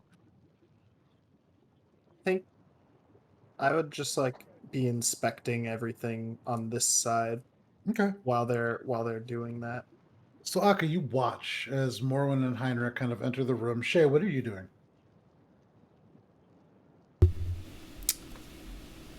Trying to be helpful best I can. Okay. And who are you trying to help? Sure. Heinrich? Maybe keep lookout since you Okay. have the best ears and eyes. True. So Heinrich, Akka, and Morwen, you guys all kind of go up to the door. Aka's Heinrich- surveying the room. Yeah. Heinrich, Shay, and Morwen all go up to the door. Akka, you watch them kind of progress around these trenches and towards this doorway. And you don't remember the last time you ate, but it must have been a while ago because you're beginning to feel like, when you get really hungry, there is almost this, I gotta turn down Tina for this. I don't know, it's like I don't know what that is. It's not even background noise, it's like electric, I think. But It's like a loose something. yeah. But when you get really hungry, sometimes you almost kind of you feel a little faint, a little woozy. You can kind of like hear your heartbeat in your ears a little bit. You feel that sensation, and then you really kind of feel that ringing. And you recognize that it isn't just hunger, it isn't just like your body. It's very similar to a feeling you've had before.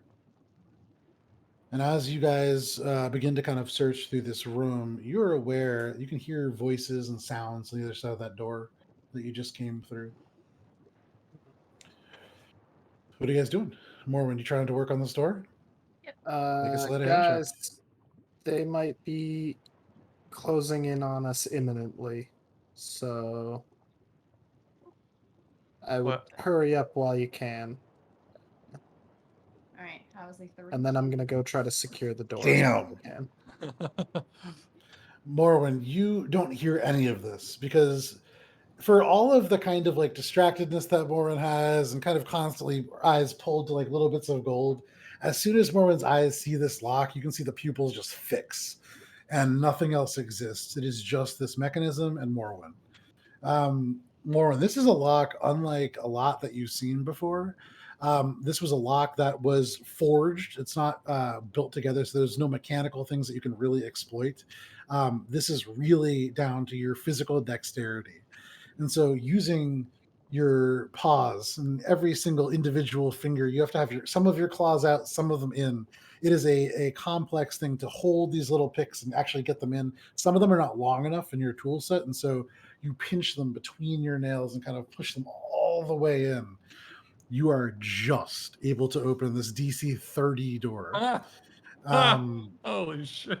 I'm impressed with myself. I don't You're- say that out loud because I pretend like I knew I could do it. You alone. almost think you don't have it, and at the last moment in frustration you kind of push the last little bit and you hear not even like a little tink. This is a sturdy lock. You pull the door and it comes free. All of nice. you at this Awesome, point, awesome. you can hear now there's sounds like kind of movement on the other side of the door. You can hear somebody knocks. You hear muffled voices. What are you guys doing? Is there any way to get through the other side of the gate that's obvious? So you push into this part of the room, I don't want looking to into lock the other side of myself the in gate. here. Somebody holding the door open? Which door? I'll hold it in, I guess. I'll be like, Morwen, Okay. find the next one. I'll hold So it you up hold the from here. door. Morwen, you rush forwards, and there is no lock on this door, Morwen. However, looking in and looking to the left beyond the bars, you can see a lever. It is about 10 feet to the left of the door. I pulled the lever. So you go over, you reach, and your arm is not quite. It's about 5 feet short. Oh my god, that's the most Can disappointing. I mage hand it from where I'm standing? What's the range of mandate? 30 feet? Yeah, should be. Yeah, no problem. That's what I do. So I see, you hold I see out a you're hand. just come up short, and I 30 feet it. So, Heinrich, with your left hand, you hold the door open. You see Morwen hand reaching out, trying to get it. And with your right hand, you hold it out. The glyphs, these teal celestial glyphs, emerge on each fingertip before the hand separates and drifts out past you, Morwen, past your outstretched paw, and pulls the lever. Morwen, you leaning on the door, fall forward. The door swings open, and you kind of like half fall into the room. You catch yourself. You fall in there. Shay, now kind of the only one standing between the doors, and Heinrich, you holding it open. Akka, Yeah. where are you at this particular moment here? I was at the door we came in, kind of Okay. trying to prepare for if they broke through. All right. But So, in Once this we moment, opened it, I would have made my way. okay, so you tell me, you have the map. Where are you on the map at this moment?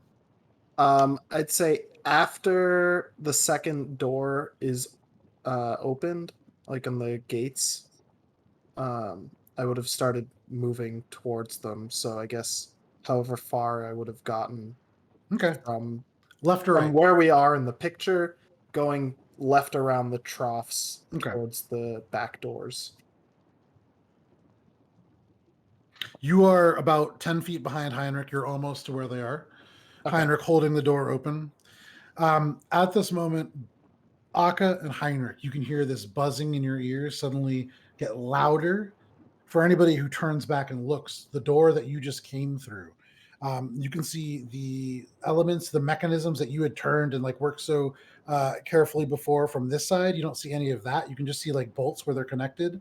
Those bolts seem to be becoming almost cherry red as they glow hotter and Well, that's hotter. And not as this good. ringing gets louder and louder, suddenly one of them just fires out of the doorway.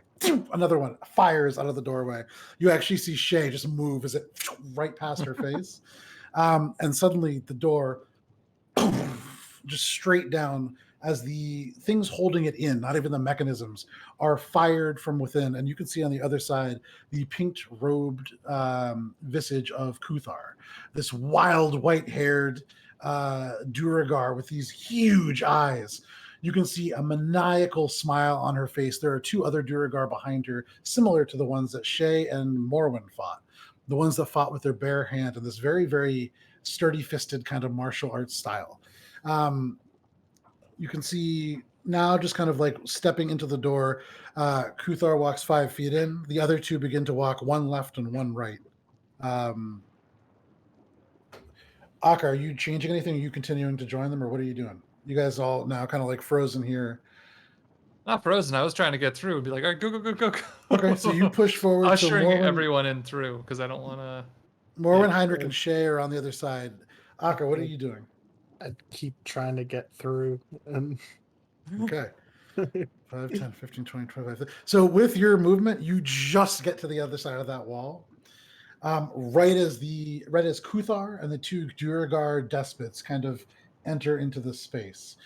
She smiles and she begins to kind of move her hand, but because it is 9:57 and a great place to take a break, this is where we're going to step away for just a moment, grab some water, use the restroom, and then when we get back, we're rolling for initiative because Great. you guys took a long time.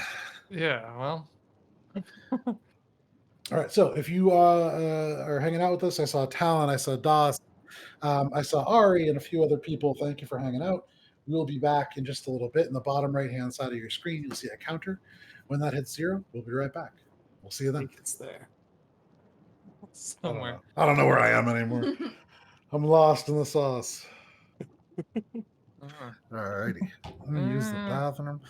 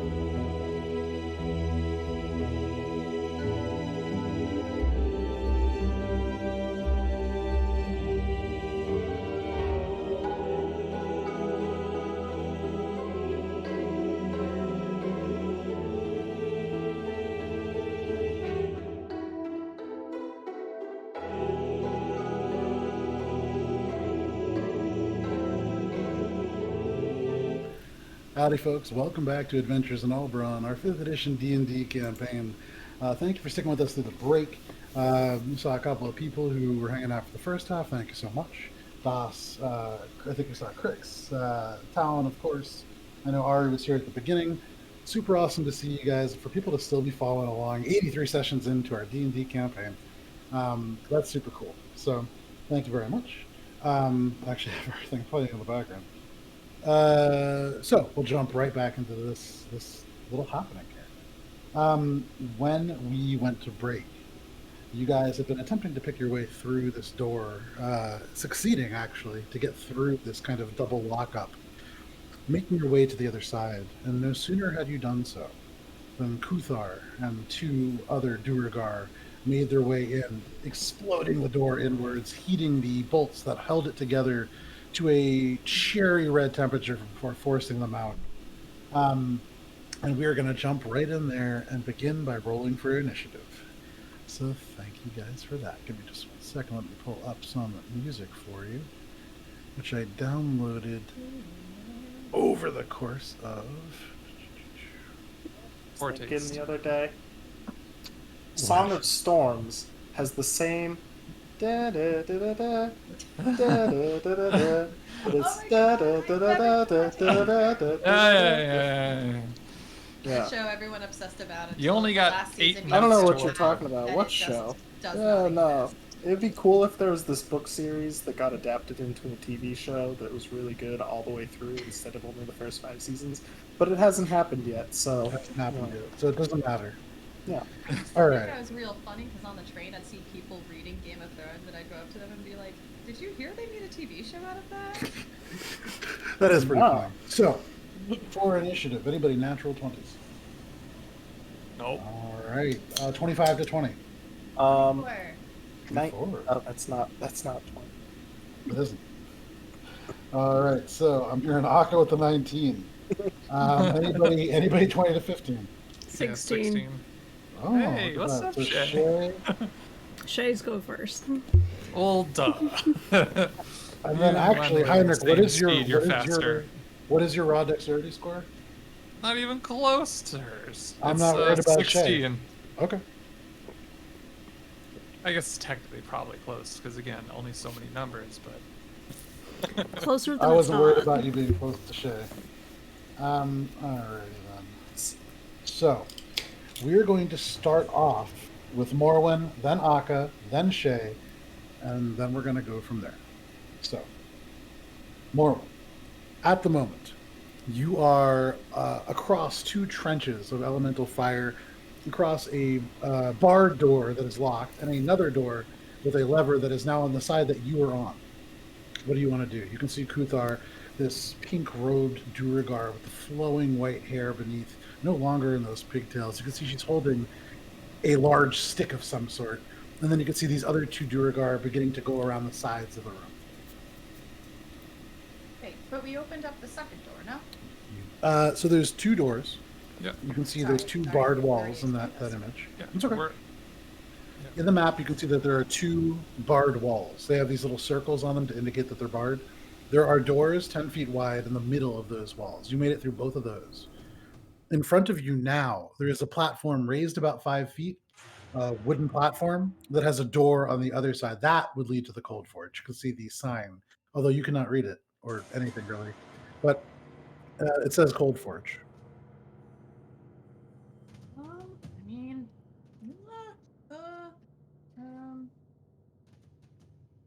well, I guess. Oh God, I don't know. Morwen wasn't ready. You found us. You win a prize. Morwen says. Anything else for your turn, Morwen? Yeah. No. Get the door! I guess I don't want to. Oh, can I just close the door? I'm gonna try to just close the door. Open the one to get into the Cold Oh Forge! no, I'll open the one. I'll open the other door. Okay, so Morwen, you take your movement 5, 10, 15, 20, 25, 30. That brings you to the door. You run to the right, you run up the stairs and get to the door. You can see all the Duergar behind you. You can see your friends kind of behind you as well, looking up, kind of motioning for you to go to the door. What are you doing? Man, I can't open it. You can certainly try. What are you doing to try it? Like, is it locked? It is certainly locked. Like, So I you mean, go up okay. immediately, you try to push, and it is locked. So looking at this door, there is no, at the door, immediate way to open it. It is solid metal. There is a circle in the middle, kind of pattern-like circle, but you don't see any kind of switch, lever, anything like that. If you want, you can use your action to make a perception check and look for a switch or something. Parts. Yeah, I guess so. Alrighty, go ahead. I'm panicking. And I just told them they would have prized if they found us. So. Yeah, you did. Yeah. So that's a 23. A 23. With a 23, you cast your gaze quickly about the room. You get to the door, there's nothing. Panic. You look around, and even as you turn, you can see inset to a little stone wall that goes along the edge of this kind of wood-like platform. There is this panel, similar to one that you'd seen in a previous room. You can see that there are 2 switches on it. One of these would definitely open the door. I'm not sure what the other one would do. Last one just had 1 switch. But for you, 2 switches, which is great. So friends see it and potentially foe, but mainly I point for the friends. They Okay. know what it is. It's They none do. of their damn business. Jesus Christ. I We're in point their for- house. I point for us, not for them.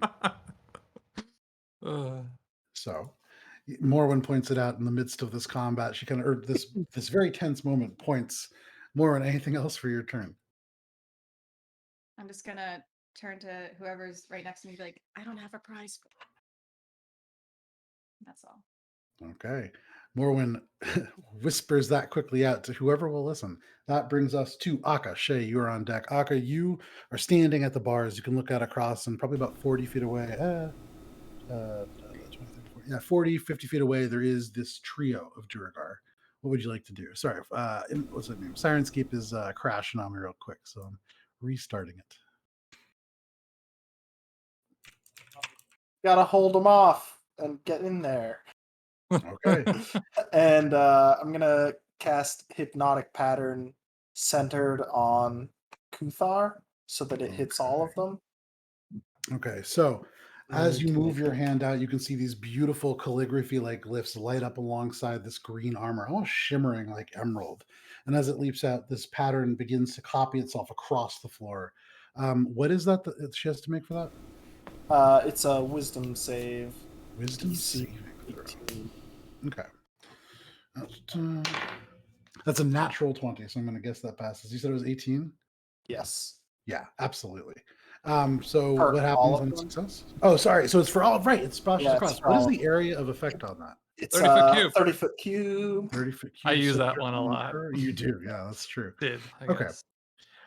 With a 30-foot cube, you can certainly get all of them. So for the first one, that is a failure. And for the second one, there's also a failure. Now, when they fail, what happens? Because they are resistant to certain things.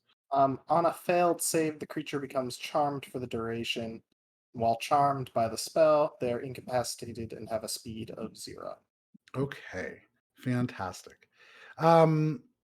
With they are they charmed? You said it's charmed. They are charmed, and So while they are charmed, they are considered incapacitated with a speed of 0. Okay, so they do have advantage against being charmed. So they're going to get a second roll on that. That's a natural 1 for the one that rolled a natural 2. So good for that. And then what is going to be? What the DC is 11? You said Sees 18. 18. I don't know why I said 11. Yeah, so that's we 2 level 1? failures. Those 2 Duragars fail. You can see as they're moving towards you, this pattern out across the floor, and all of a sudden you can just kind of like see as they're shuffling along, they stop and kind of draw back a little bit confused. The one in the middle, Kuthar, you can see looks to the left, looks to the right.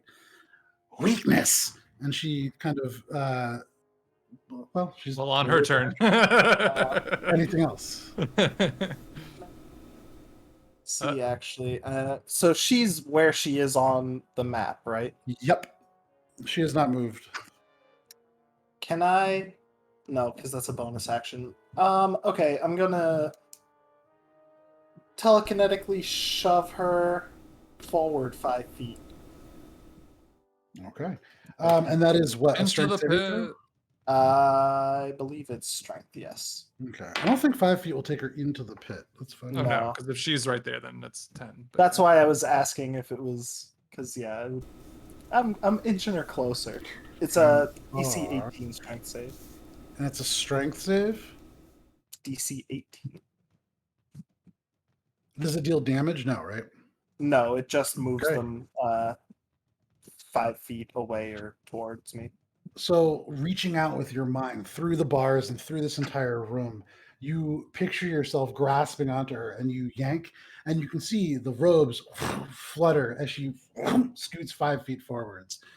She stops herself along the wall. She's still smiling. Anything else? I think Anything else? that's gonna be it for me. All Yeah. right, Shay. You can see Akka and Heinrich off to your right. Morwen is up the stairs behind you, working on the door. You can see Kuthar and these two Duragar in the midst of this vibrant emerald pattern that's like almost strobe light affecting, moving across the floor. What would you like to do? Did Morwen point out a button or a lever or any kind? She did, yeah. Man, I cannot find the right music. But yes, she did. I'm gonna go push it or pull it or whatever it is. All right. So you rush over to where this lever is. Actually, you know what? For you, you can move up vertical surfaces. So you run up to this short kind of wall and just like you hurtle over it. You land next to Morwen, who's still kind of pointing over at the lever, and just jam the lever down. As you shut it, the door, you can feel Morwen in your hands turns. And you would imagine you can open this door now. Yeah. Anything else? I want to make my way over and start working on opening the door. Okay, so no problem. You can do that and push the door open. As you do, you can see beyond it. Just give me 1 second here. There's like a lot of noise coming from outside. Got neighborhood cats or something. Something like that. Lots. Neighborhood people. Ideas. So, I think I finally got something akin to fighting music. Oh, look at that. It feels so nice having it back.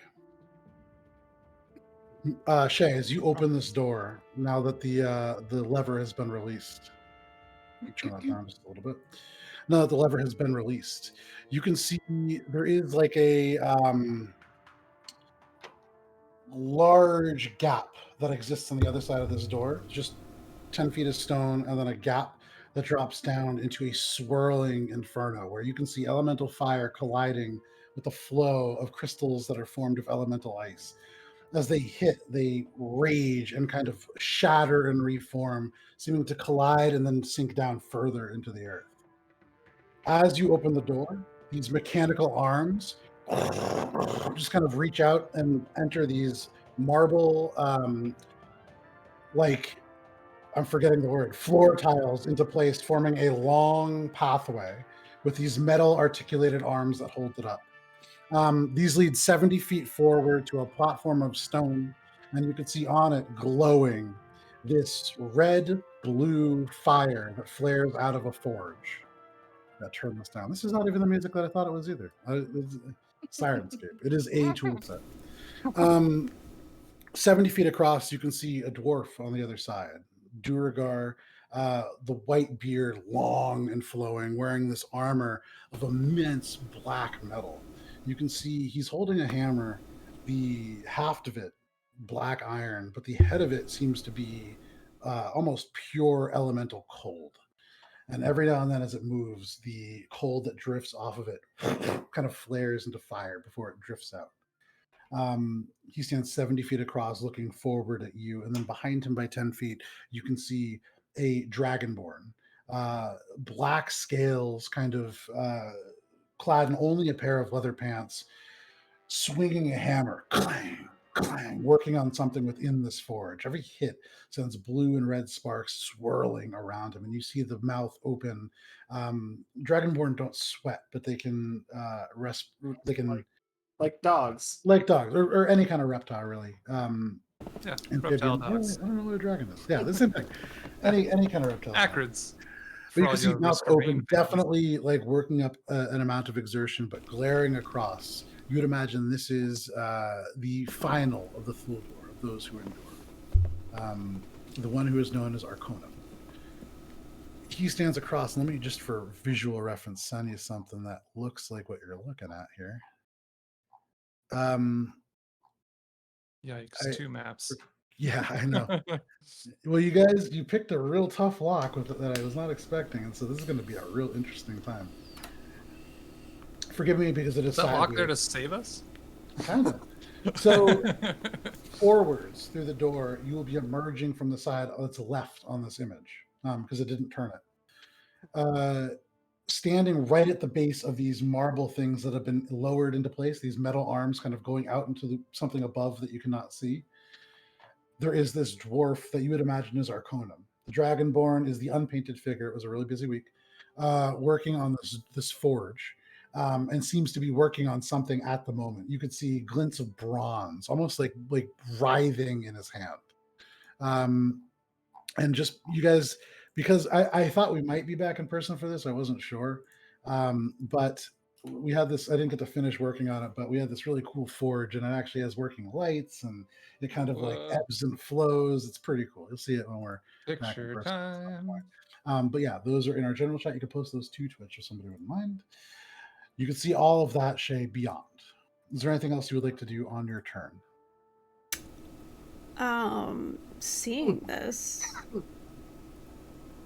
is it possible for me to flip the switch again and close the door?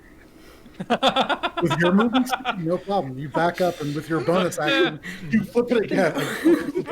You would actually see all the way across this brief kind of like turn of the head as he's very confused, but you close it. You hear the arms, and you see the arms begin to like lift the floor tile away as the door closes. It's all linked together.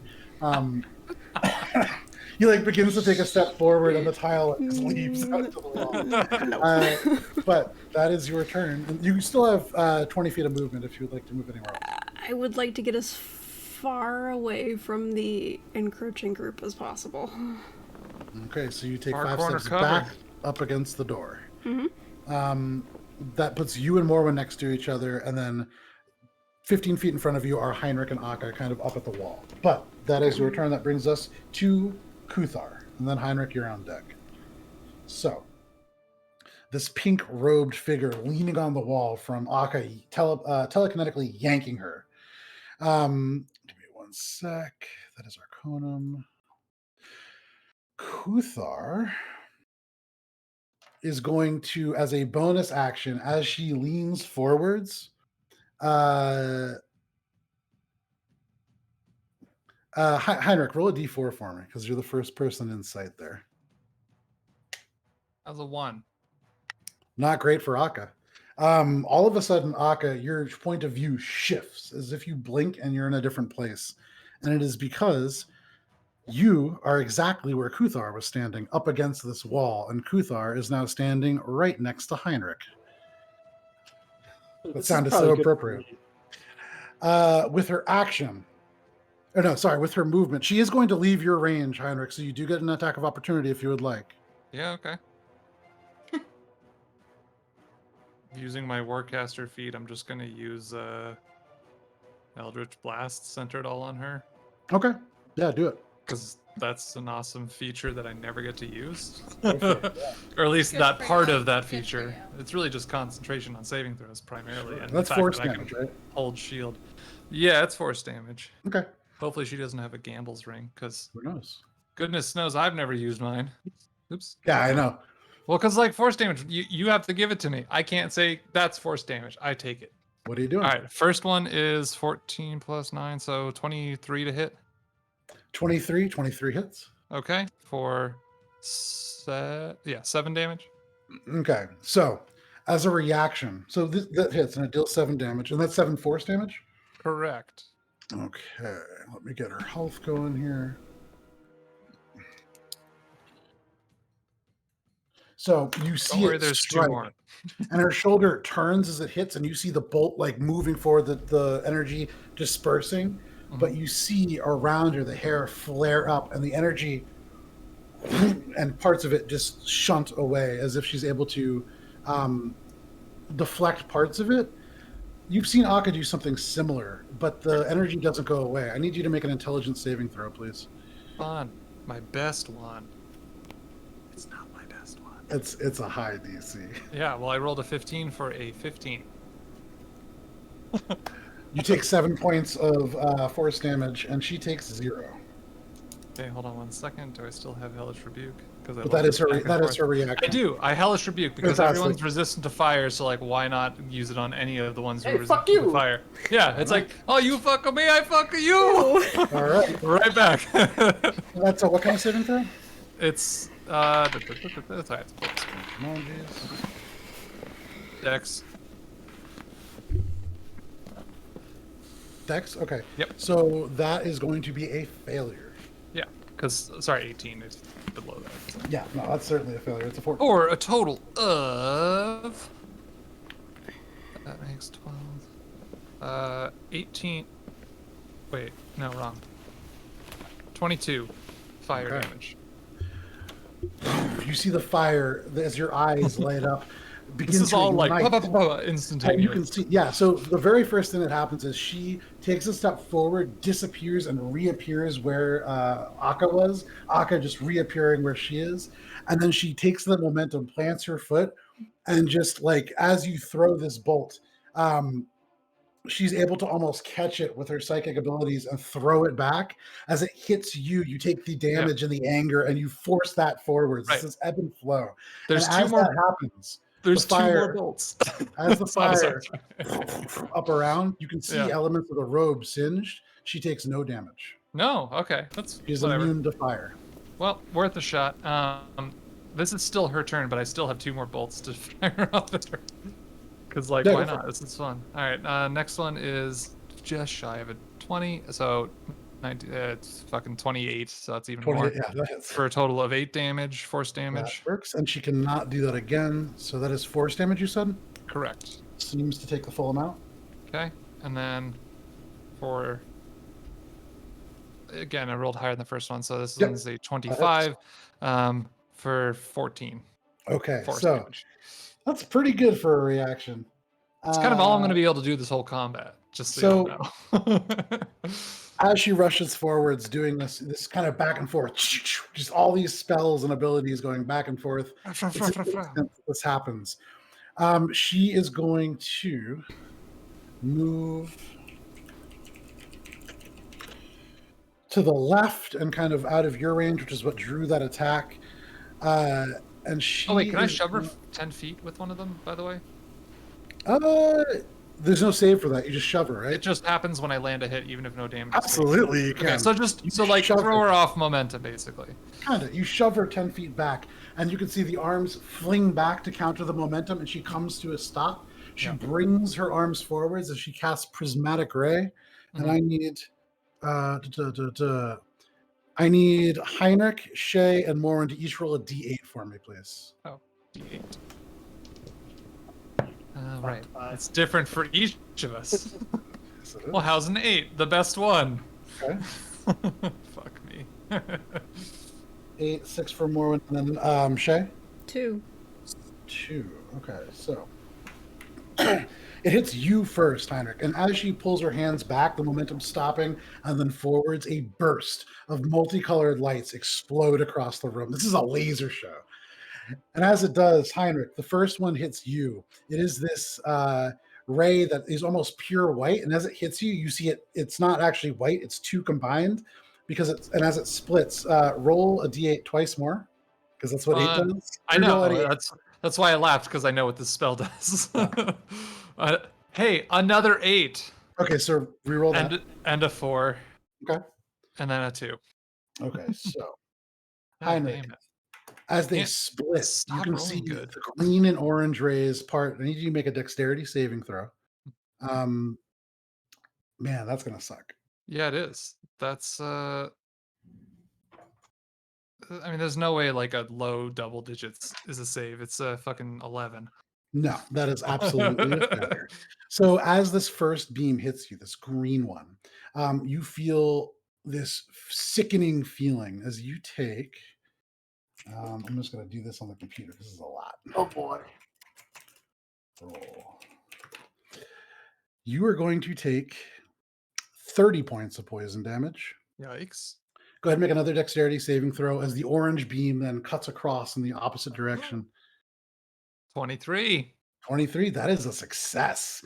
That So as was it strikes, you're able to pull away and you only take half damage. You take 33 points of damage, halved to 16. okay. This is, for what it's worth, acid damage. This beam cuts through, leaving this goo behind on your armor. Got nothing against that. Just That for is you, Shay. This similarly, this orange beam like goes from Heinrich and cuts out across you. Make a dexterity saving throw, which I imagine will be pretty good.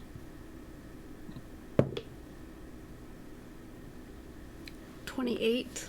28. You take 33 points of acid damage. Poison. 0 Acid damage. Oh, right. You're a monk. So as this orange blade swipes across, you're able to kind of like pull out and dodge in a way that Heinrich can't do it. You almost bend backwards. This is like a kind of Matrix-like moment, and you can feel as it kind of strikes you. It does hurt, but not nearly as much as it should, and you don't take any real damage from it. And finally, Morwen, you rolled a 6. All right, 1 second here. A 6. You watch as the beam that strikes you is indigo. Make a dexterity saving throw. It's this vibrant purple beam that's kind of wavy in its nature. 17. 17, that is a failure. Morwen, you are considered restrained. At the end of each of your turns, you can make a constitution throw, and we'll see what happens from there. But No damage. for all of... Not yet. Well, okay. I didn't know how evasion worked on that, but I guess I'm just restrained right now. So, Okay. yeah, evasion, this is not something that you can evade. Morwen, as this beam hits you, you squint your eyes hard and open them, and nothing's happening. You go and you turn, and your foot does not move. And as you look down, you can see stone beginning to creep up as you slowly transition. You are slowly becoming stone. Great. That is Love that is her action, her bonus action, and her reaction. She didn't use her movement because Heinrich put her in the perfect space for that. So now she is going to use her movement to go 5, 10, 15, 20 feet and put herself in the northwest corner. That is going to be her turn. That brings us to Heinrich. What would you like to do? Assuming I have at least one more turn of life left, I'm gonna activate my Eldritch Invocation of Crown of Stars. Okay. And then as a bonus action, fire one off. Okay. So these celestial glyphs sparkle to life and ignite into stars around your head. And as they spin, one of them fires forward. That's an attack roll, right? Yes, correct. Okay. And who are you attacking? Specifically her. Okay. Again, yeah. Because the other ones are on the other side of the gate, and I'm just going to guess that Sure. we got time for that. So that's a 25. No, sorry, 26. Okay. 26. 26 hits? Yeah. All right. Just grab some D8s. 8s? No, D12s. Here.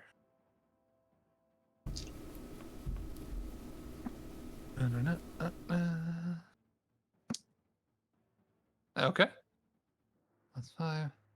Is 35 points of radiant damage. Radiant damage. It seems to do full effect. As this strikes, this beam of radiance, you can see she shifts back. And even her, like the smile as she looks across, sees Morwen turning to stone, sees you and Shay, well, actually Shay unhurt, but sees you slightly hurt. She begins to smile. And even as she says, finally, and you just turn and this thing hits her straight in the chest. She slides back a little bit, kind of bumping into the wall. She steps forwards. I wasn't done. And she reaches down for something, but that'll be on her turn. That's her turn. So the rest of my turn is I'm just going to go and rush her with my shield forward and just fully obstruct her. Okay. And if logistically, in the realm of fantasy, my movement is more than the distance to cover. I'm going to use my movement and then some just to run her into the wall. So when you say "and some," what are you using to generate So that? like You're the, I 5 mean, feet in away from terms her. of action, if I'm only 5 feet away, I'm going to use 30 feet to move into her. I see what you're saying. Okay. And just kind of turn and be like, go to So everyone you else. take the shield and just mush her into the wall. You Yeah. feel this small body collide. That is what's I happening. mean, You're yeah, right that's up what's to your happening. goal. I'm just trying to like draw all the attention because For what it's clearly I worth, can't evade her shit, so It's better working. me than everyone else. So that is your turn. That brings us to What? these Duragar Don't be a despots. hero. I'm just trying to like, Aka, she Yeah. sucks you the turn, most. and directly to either side of you are these two Duragar despots. They are short. They're about 4 feet tall, but as one of them rolls up their sleeves, they are jacked. They're both They're going to. incapacitated. They are both incapacitated. Thank you for reminding me. Even with their thing. So on their turn, all that they can do at the end of it, unless they have something that can work for this. Ooh, right. Okay. They're just going to roll to save. So what is the DC? That's 18, Heinrich? Yes. No. I Yes. think Still they're 18. just. I think on the It's 18 for failed both save- of us, actually. Okay. Yeah, Right? and I think do they even make a new save? I think they might just be charmed for the For duration. Hypnotic pattern, it is I can tell you. Yeah, duration they're charmed only, for the and then duration. spell ends if another creature like takes an action to shove them, or if they Fair take enough. any damage. So in that case, you just have these two Duragar despots just sitting there, kind of drooling. You see one of them like having paws, just rolling up their sleeve to walk around the side of this thing, just staring down. You don't see any pattern, but they're staring at something that you can't see. That is their turn. That is going to bring us to the top of the round. That brings us to Morwen. Aka, you are on deck. Shay, you are in the hole. Morwen, what would you like to do? You can see the door now behind you close after it being briefly opened. You saw everything Shay saw as well. But I'm stuck. Right. No, Zero movement, So at the right? moment, give me 1 second here. At the moment, you have zero movement. So at the end of your turn, and that's all it is, you're restrained. You have zero movement. You can still make attacks. You can still use actions and bonus actions. You just can't move. At the end of your turn, you're going to make a Constitution saving throw, and we'll go from there. Okay. Is anyone even near me? Shay is I right am. next to you. Uh, hey Shay. Can't really move. Kind of sad. Lauren These turns, weren't the shoes that I invested in. just, Yeah. just waves at Um, you, and then looks down, and you can see Morwen's feet are stone, and you can see the stone just crawling up a little bit at a time. At the end of your turn, Morwen, make a Oh. Constitution saving throw. Oh, Okay, no, I was gonna do one more thing. In case I don't have Miss Runeland's eyeball, I'm putting on the eyeball and just like looking down at my feet. okay. For your action, more when you reach into your bag, you pull out this headband with this gross eyeball attached to it. You put it on, the eyeball kind of moves and then begins to dart and look around. You look at your feet, and it looks at your feet too. Anything else? Get out of these stone boots. All right, make a Constitution saving throw. Concrete shoes. You see? 17. That does not succeed. Great. So, give me 1 second here, Morwen. As you point down on Shay, you look, you follow her gaze, and you can see the stone crawling up now past the knees. It gets past the knees and up the thighs. Morwen is quickly becoming stone. Morwen, you feel it crawl past your waist. You can see the clothing itself, the red jacket, beginning to turn into stone as well. You would imagine if you fail again, you are going to be petrified. That is your turn. That brings us to Aka. What would you like to do? Shay, you're on deck. So I can move creatures up to half my movement, correct? You can pick them up and move them up to half your movement, yes.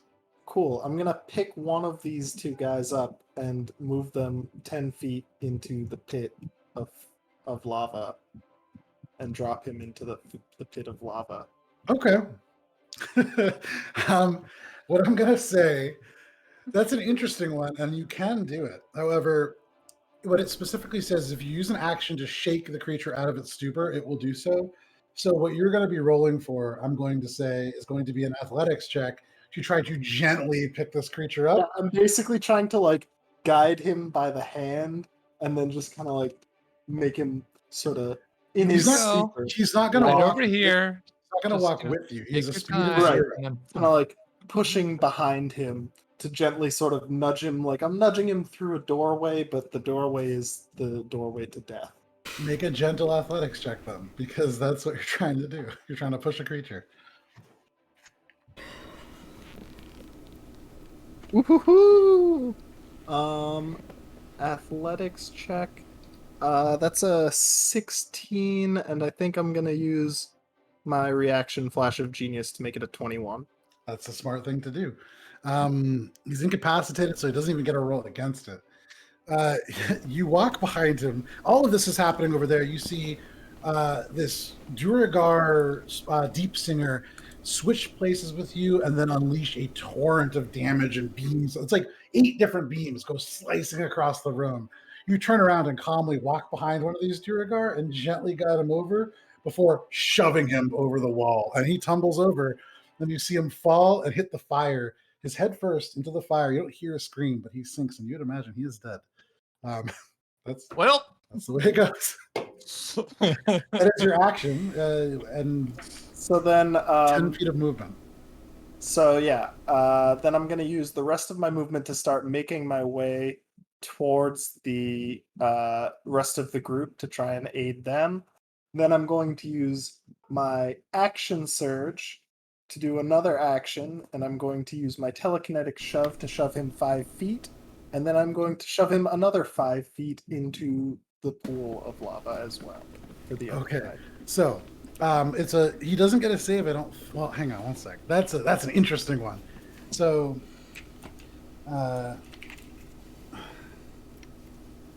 that's a really good one. I actually have no idea.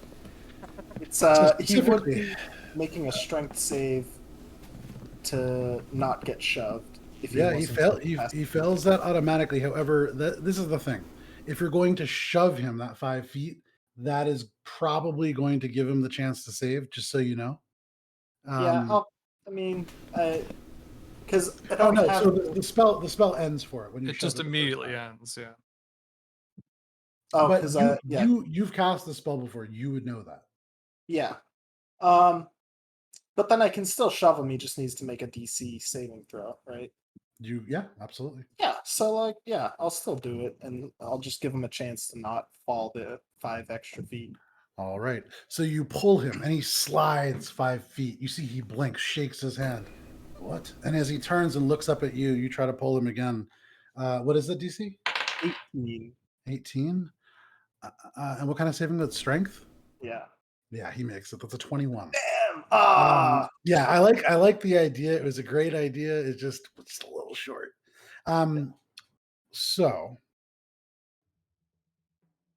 anything else, Aka? All right.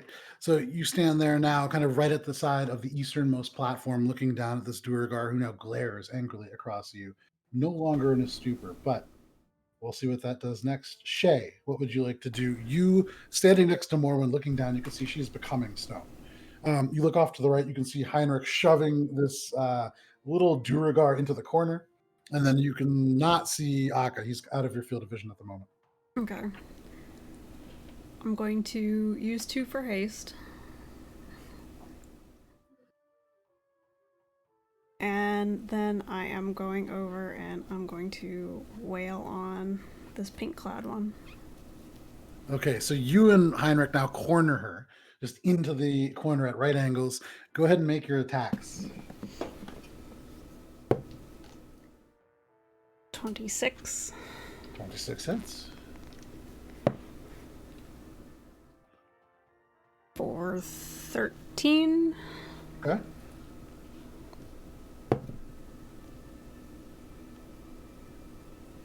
$29 29 hits as well. Okay. for 12. Okay.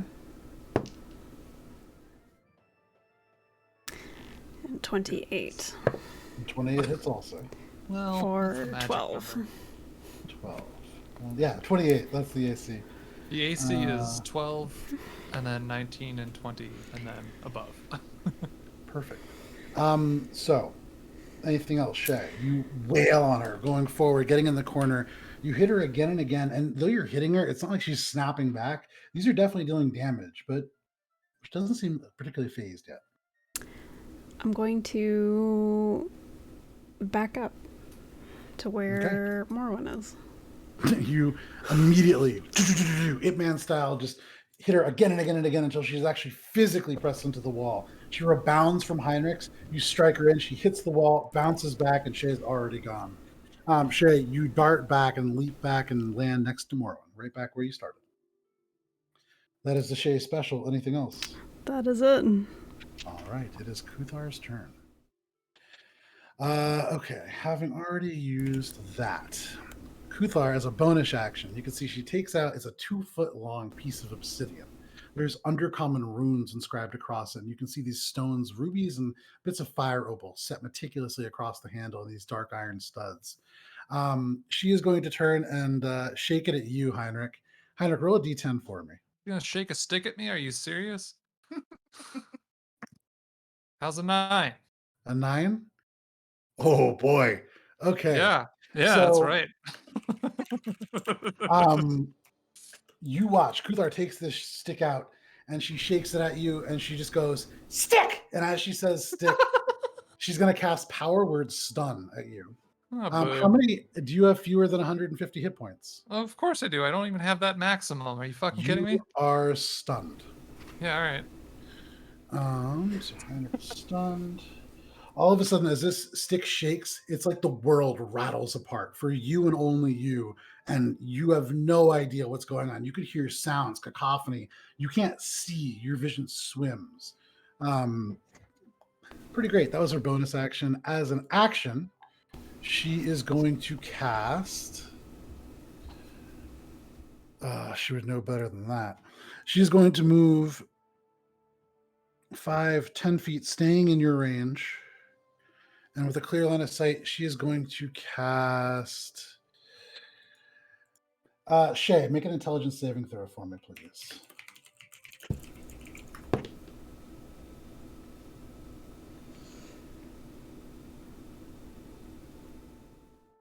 $23.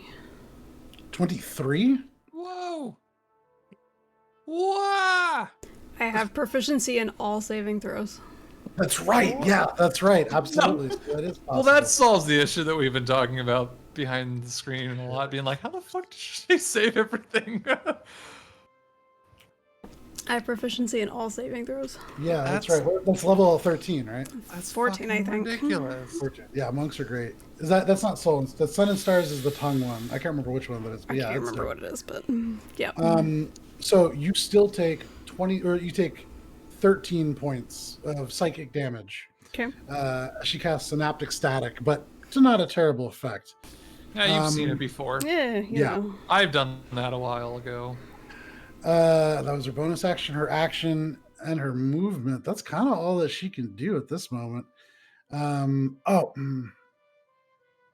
she wouldn't do that. Okay, so that is her turn. That brings us to Heinrich. What would you like to do? The only thing I can do is a bonus action, which is to fire off another bolt from my crown of stars. All right, go for it. It's literally the only thing I can do. Because I can't. I can move, I guess. Actually, one second No. here. You're Hold on. stunned, though.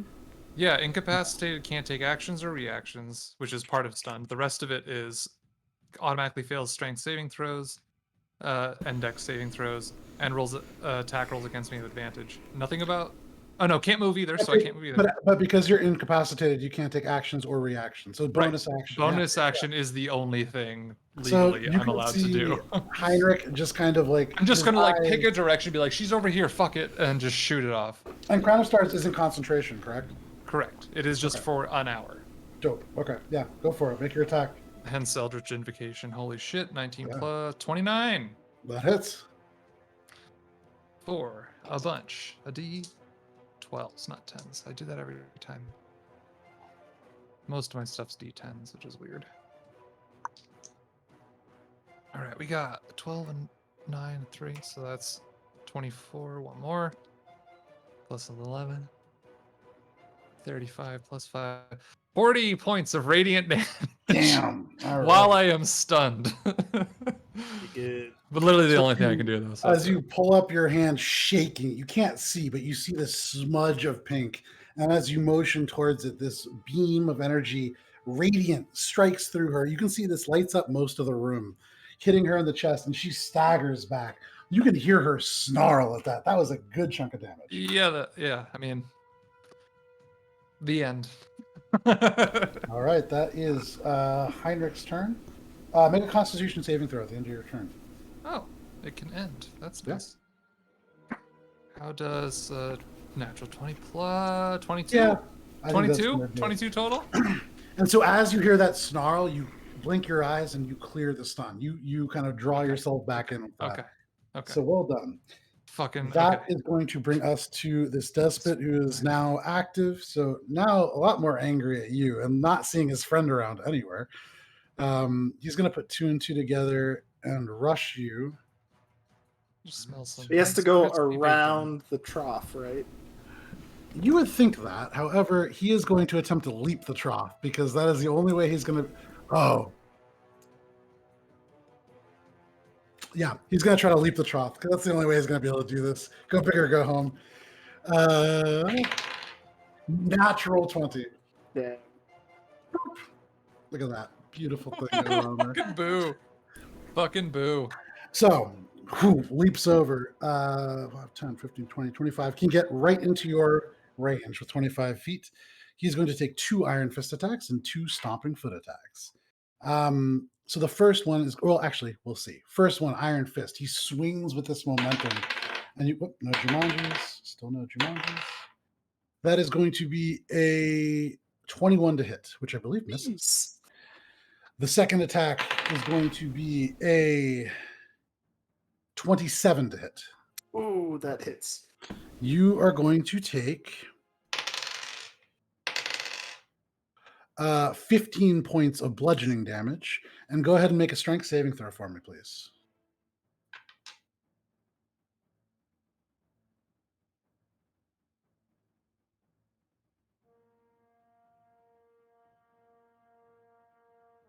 Oh, thank God.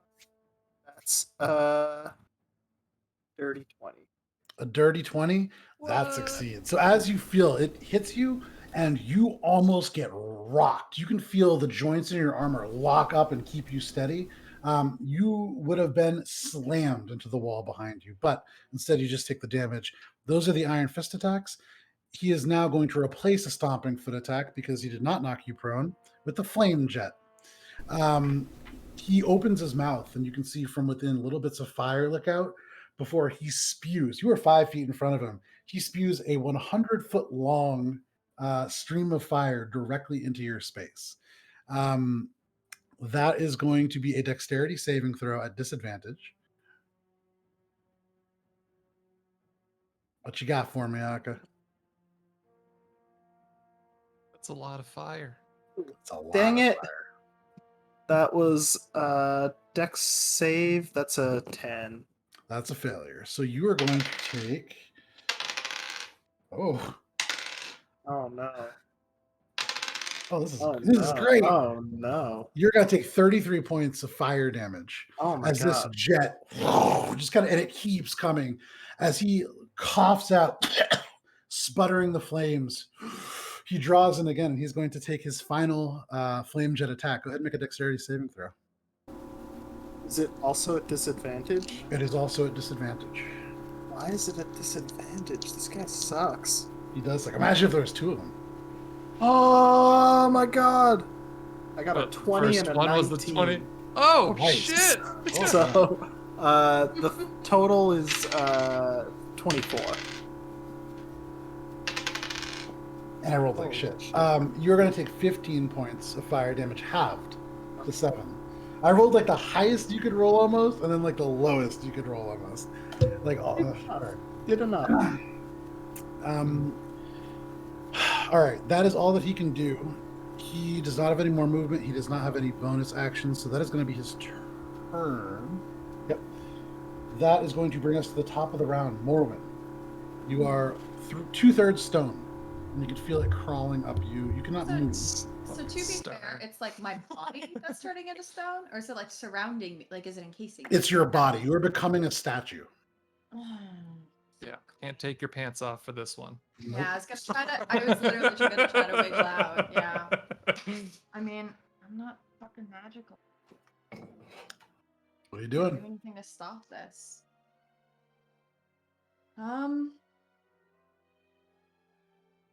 Throw Frank at her face.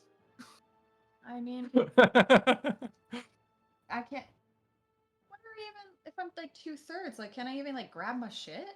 You I have don't your even know arms how free. this, You're like, works. it's like you're wearing. It's like you pulled up like a tube top. It's like Like you have, no, you have a ball fisherman gown. High waders pants? on. A Yeah, ball yeah, yeah. gown of like stone, basically. Oh, okay, so prom night. Yeah. Yeah, exactly. But rock and also your Stoned limbs at prom night.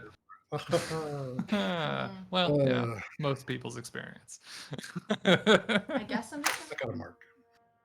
the only thing I can do is just chuck a freaking dagger at her. Yeah, do it. I love that. So you, Fuck yeah.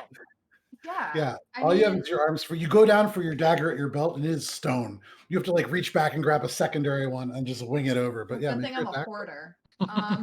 And you, to be clear, are you proficient in thrown weapons? Yes. Okay, so yeah, make it just Well, a flat I mean, attack. like, isn't that a dex? I think I'm almost positive. It would It be would under I don't your know why I would have proficiencies. collected them Should otherwise. be within proficiencies of I believe you do as a rogue, but I don't know. I've never been a rogue or Simple weapons, No, ranged no. crossbows, longbows. I mean, long swords, rapiers, short swords. Yeah. So make a attack roll at disadvantage. Great. I don't Still even not know what bad. I'm adding to this. I guess like Your I don't dexterity. have So your anything dexterity to- modifier. No proficiency. Okay, yeah, so that's going to be a 17. 17. So because Shay is right next to you and Heinrich is right next to her, you're really trying to thread a needle and just biasing it to not hit them. It goes wide, out and hits the wall behind, clang, ting, ting, ting, onto the ground. That is your action. Cool. At the end of your turn, go ahead and make a very important Constitution saving throw. All right. Well, for what it's worth, because I know what's happening and I'm freaking out, I'm at least going to strike a really cool, epic pose while also screaming. Okay. Yeah, sure. So this I scream. was trying to go sober, now I'm getting stoned! Okay. It's true, I haven't drank in, I think, a week in the campaigns. I'm actually 7-day chip. Stone cold sober. Nice. Send the posy vibes. Was that good or bad? Oh, look at that. Plus, dude, add. No, it's total 20. Oh, Total wow. 20. It's a Okay. success. I mean, Never mind. that's either way, that's a success. The stone is still crawling up you, but you feel it begin to slow. Yeah, this is a rough one. I That continue is your screaming. turn. Okay, you still scream. You're like screaming. You're Just waiting screaming for it like- to close. It doesn't close. You have to like take another breath and continue to scream, but you do so. That is your turn. That brings us to Akka. You are toe to toe with this Duragar who is wailing on you. What do you want to do? And are we still right next to the trough, or You not? are. The trough is to his right, your left, and he is standing next to it.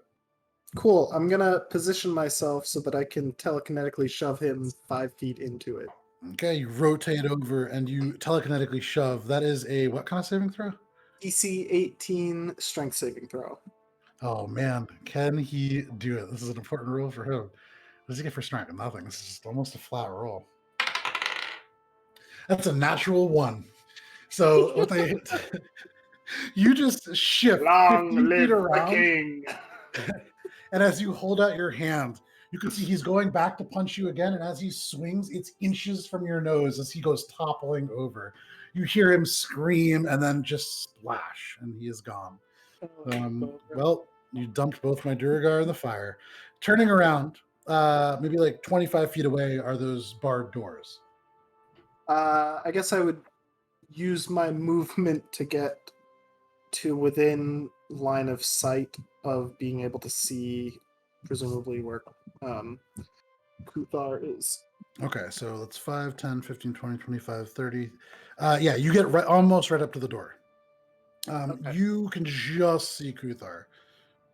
It's like a diagonal through 2 sets of bars. It's tough. Anything else? I think I'm gonna try and hit her with. Oh, actually, can I see Morwen? Yeah, you can see more. You can hear Morwen. Yeah, for sure. It's echoing the scream. I'm wondering if Dispel Magic would help you, but it might be more sensical to just attack her. Up to you. What are you Yeah, I doing? think I'm gonna cast Lightning Bolt at her. Okay, so that's a dexterity saving throw from her. Yes. Okay. It's not gonna hit me too, is it? Yeah, No. actually, I don't want to cast it if within the straight line to get to her, it's gonna hit any of my allies. It would no. So actually, because of where you are, you can't curve the bolt to the left to miss Heinrich. It would have to hit Heinrich. Okay. So you could hold off if you want on that because you would know that. Yeah. In that case, then, how far away am I from her at this point? About 60 feet, 60 feet. Okay. give or take. Yeah. All right. I think I will cast just a mind. No. Magic missile. Yeah. All right. Yeah. Sure. Great. Roll damage on that. That hits. Love magic missile. Just regular at level. Yeah. Level 1. Okay. Missile. Just do a little, do damage.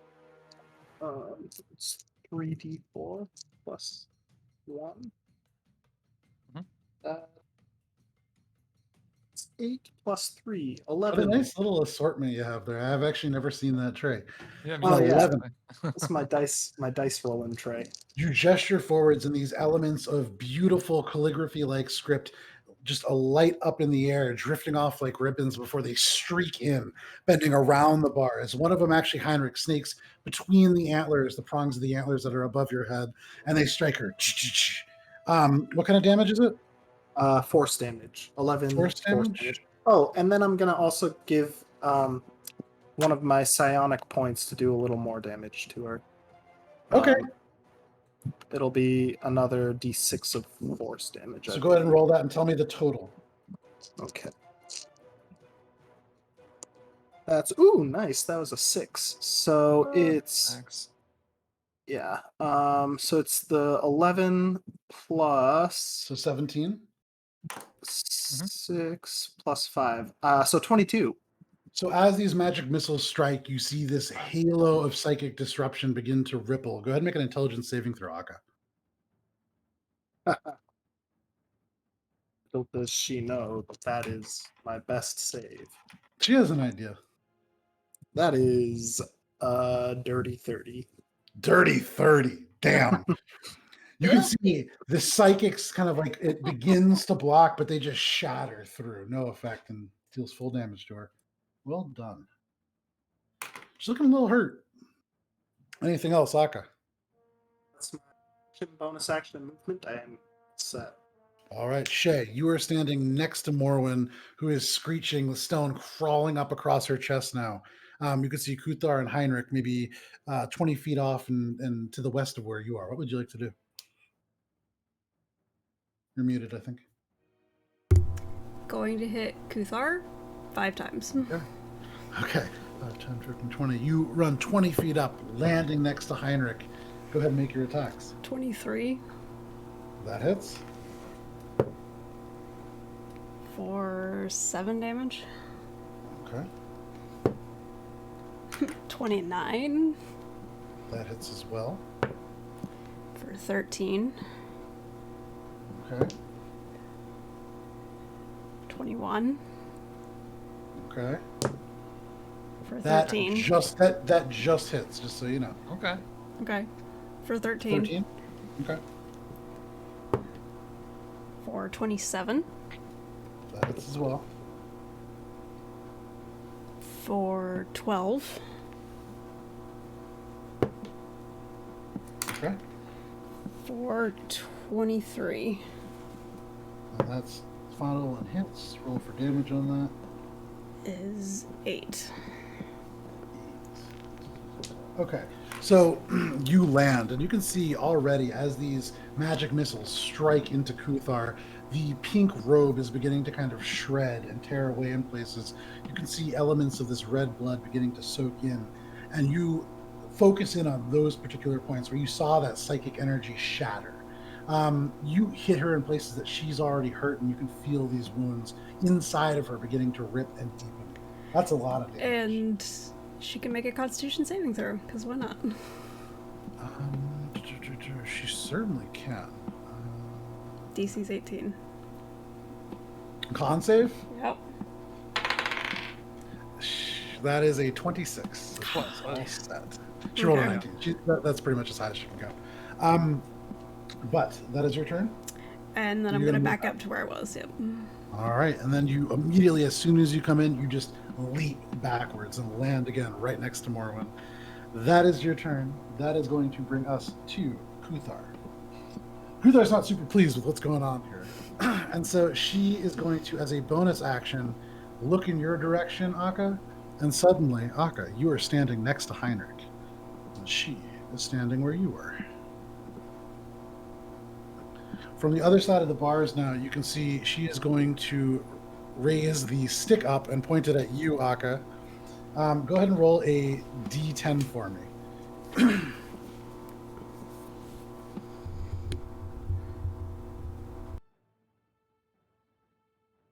Oh my god, that's a 1.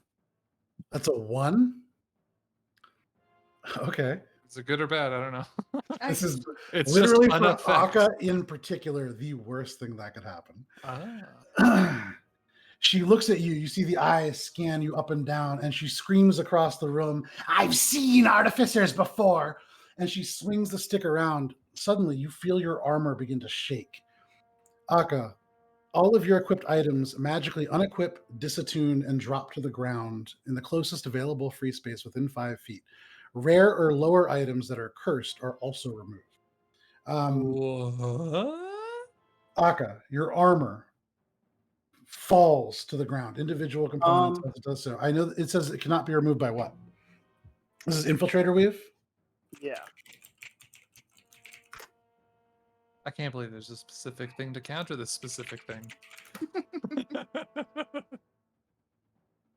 So tell me the wording on that.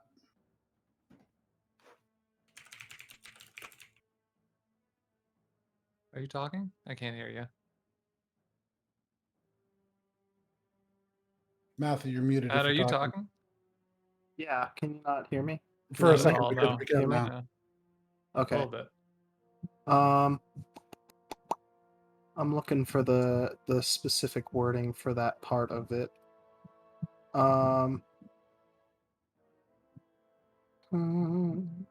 me know.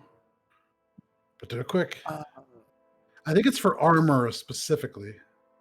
yeah. But it's like not in the actual Power armor. The power armor attaches to you and can't be removed against your will. It also expands to cover your entire body and replaces any missing limbs, etc., etc. It is artificer magic. You know what? I will say that your armor does not disattach. However, anything that you have attuned is no longer attuned. Any cursed items that are rare or lower, which is not yours, would be uncursed or disattuned and removed. So just any items that are not your armor that you have equipped just fall to the ground. including like my shield and well, actually, yeah, that's attuned. So Yep. okay. So anything that's attuned. That is all that happens, though. So actually, because of the armor specifically, not that bad, but it could have been pretty rough. And that is her bonus action. For her action, she's going to bring her arm around then and cast. Yeah, let's do that. You watch as in the palm of her hand, a small light begins to glow, and she brings it behind her. And as she does, her whole arm is engulfed in fire. She seems to hold it for a second, and it grows brighter and brighter as she upcasts a fireball at 6th level, and she is going to hurl it Akka directly at you, which I believe is going to hit you and Heinrich. What's the radius? 1 sec. I feel like it's 20, right? I think so. I feel like that's the average for 20-foot radius, yeah. So that is the two of you. Please make a dexterity saving throw.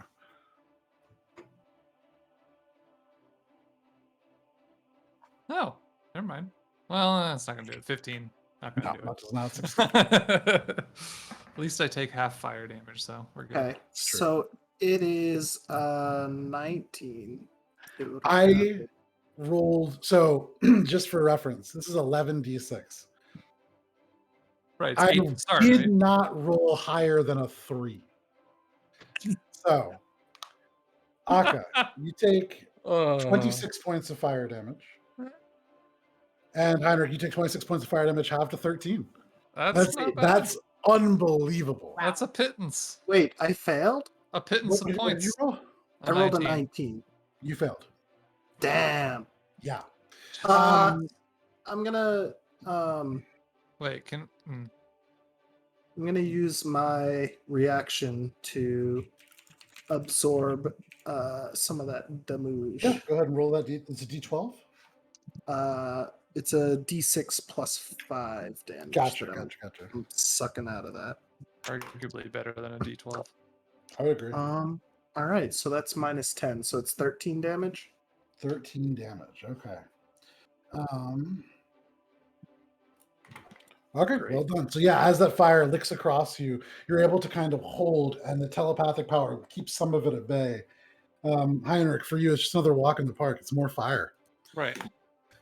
That is going to be her turn. Not for nothing, I'm not doing okay though. Morwen and Shay, at this moment, you can hear a walkway being lowered into place, these mechanical arms just dropping things into place. You hear heavy boots approaching. It's going to take the remainder of his movement to close the last distance and still be able to do something. However, the door opened inwards, and you can see eyes glowing with this baleful, cold energy. Arconum, the leader of those who endure. He is going to gaze out across what is happening here, and because Morwen and Shay, you are directly in front. I'm screaming. You are screaming directly. Oh, actually, you're screaming, so obviously he's going to attack you. You see him pull up this weapon. Oh, yeah. Unfortunately, because you are incapacitated, these are all at advantage, I believe. First one, as he swings Foe Waster down on you, is going to be a 30 to hit. And actually, he rolled an 18, so that is a critical. That sucks. What? And given that, he is who he is, he's going to burn a charge on this weapon, and this is going to suck. So, first, Morwen, as this hammer strikes into your petrified form, you take 15 points of bludgeoning damage. Okay. And as it hits, it explodes into fire and ice, and you're going to take an additional...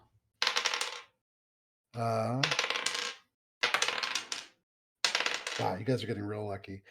10 points of fire damage, as well as 10 points. Wow, 10 points of cold damage. As this thing strikes into you and kind of rebounds, he brings it down again, and this is going to be a 26 to hit. This is only going to be 11 points of bludgeoning damage plus 1 point of fire damage.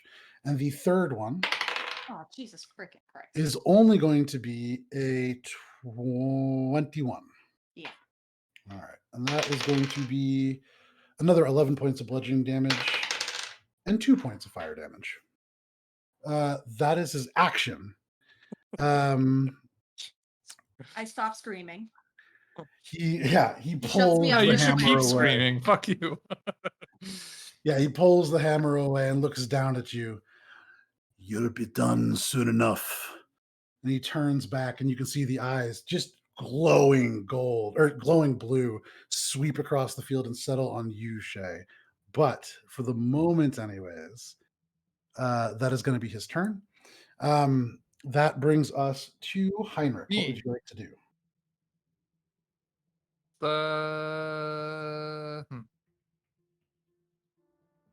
abandoning the corner with me and Akka. Mm-hmm. Same kind of vibe, but shoot first, rush later. Okay. So, 3 Eldritch Blasts. From where you were at the top standing, of you it. did not see him. He's still within the hallway. So Oh, I thought. Wait, so he was like hitting Morwen from a distance with the hammer? No, he's standing in the doorway. The doorway opened, and he is just hitting her from the hallway. She is standing right next to the door. Not standing. She's petrified next to the door. Okay. Well, can I reach that area? Yeah. I mean, all you have to do is just kind of slide. Yeah, 10 exactly. feet aside, so no problem. Yeah. Yeah. So sweep over. Well, because there's 2 other people who can take care of her. So sweep over so I can get line of sight, Okay. and then fire 3 bolts, pushing back 10 feet, and then after that, we'll see. Okay. So first, roll the first attack. First one is an 18. An 18. That Probably misses. misses. Yeah. Yep. Next one is a 22. 22. That hits. Oh, shit. Okay, I'll reroll the damage because I didn't look at it before I picked it up. For 9 force and push back 10. Okay. So, actually, Like interesting. trying to push him off the edge, basically. Does that trigger an attack of opportunity? From It Morwen? is it from more. I don't know Morwen if I can. can't. Shay can. It's Oh. gonna trigger. So, but here's the thing. Give me just 1 second here. That's so complicated. We'll say for this moment, sure. You push back, and then Shay, you get an attack of opportunity. Sick. So 25. 25 hits. Go ahead and roll damage as he is shoved out of your range, off the map. 9. 9 points. All right. So you tag him with damage as he's just goes away. You hit him, and even though you hit skin right on his forearm, it's like hitting iron. He's tough, but short 10 damage. There's 10 damage, you said? 9. 9. Okay. And the last bolt is 20. 20. That misses. So Damn. Okay. that one, the second one hits him, and as he's pushed back, the third one hits where he just was. But you shove him back into the hallway by 10 feet. Yep. And then bonus action. Sorry, I'm just grabbing everything so I can roll damage at the same time. For the Crown of Stars. Where's my D10 on that? 21. 21. That just hits. Good, because the damage is it's not that great. So that was 20, 18 plus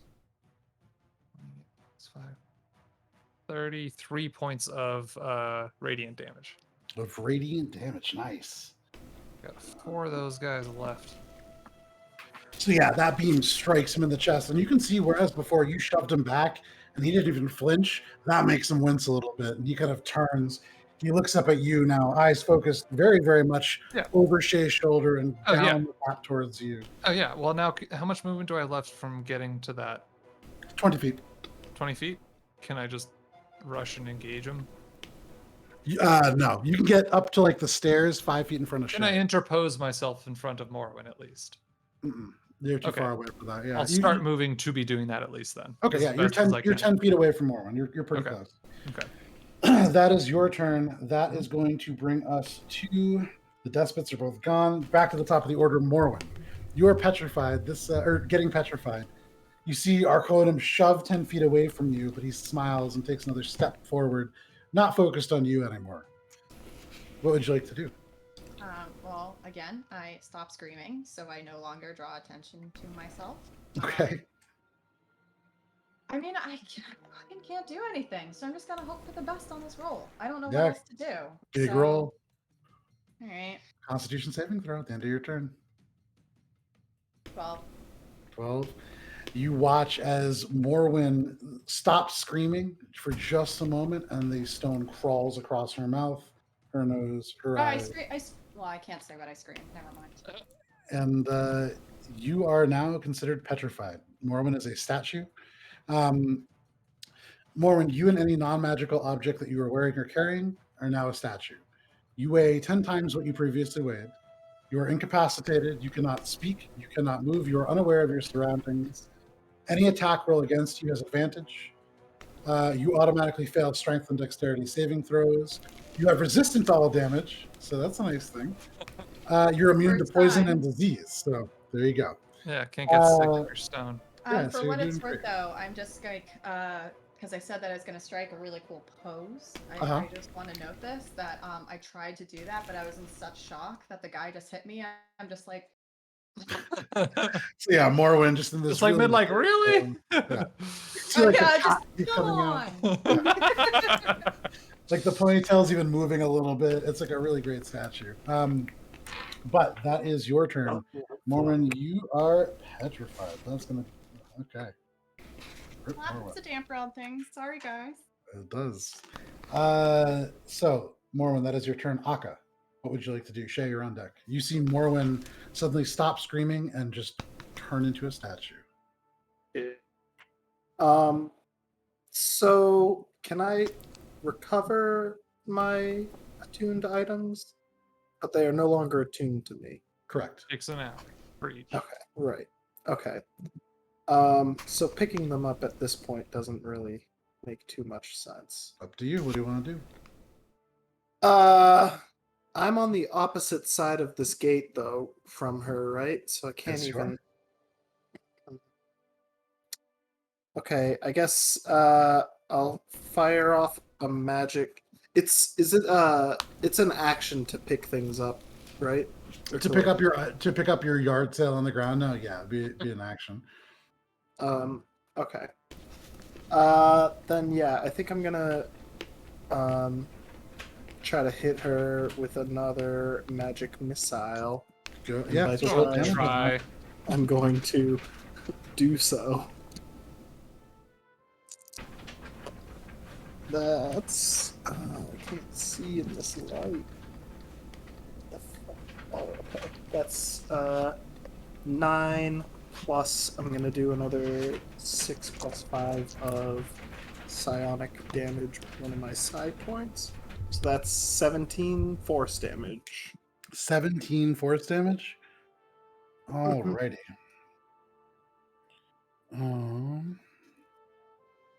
Let's go ahead and make an intelligence saving throw. You can see that psychic energy ripple up again.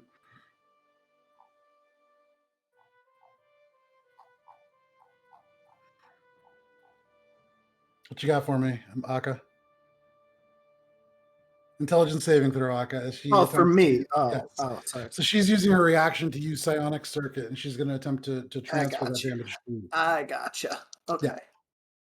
Oh, how's a natural 20 for A natural 20? 31?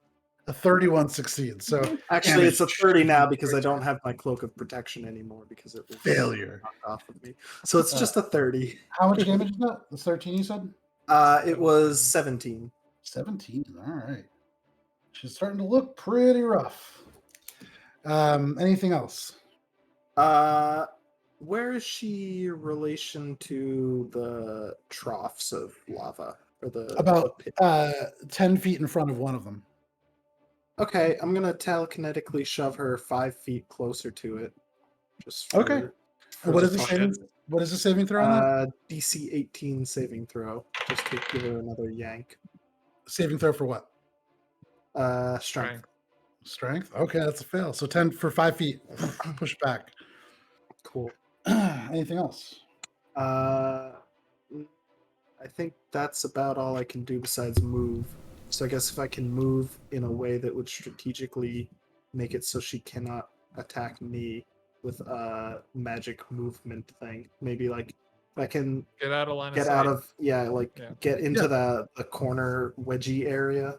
Yeah, so you that get into the we can- corner wedgie area, no problem. Just give yourself a wedgie. It's cool. It's 15 feet. You move over, tuck into the wall. You can't see her anymore. That is your turn. Shay, what would you like to do? Can I see her from where I am? Yeah. Absolutely can. Cool. She's gonna go take hits with the intention, if I can, of knocking her into the pit with them. Okay, how are you going to Gates- get to her? It's through Gates two are in the gates. way. Yeah. Through 2 gates. Yeah, we're on like the far side that locked it. She only got on our side because she swapped and then swapped back. Oh, okay. Yeah. You saw Runeland do it previously. It's an ability. It's a bonus action. Yanking me around, swapping Then- places. Never mind. He's closer. He's gonna take the hits. All right, you turn around and you storm 10 feet forward and wail into him. Go for it. Roll your damage. Or roll your 27 attack. 27 Throw him hits? into the lava. for 10.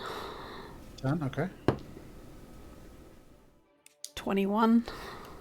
21. That just misses. 21? It hit Oh, no, for me. sorry, 21 just hit. Sorry, that is his AC. For 9. Points of damage. 27. 27 hits as well. For 12. Okay. 29. That hits also.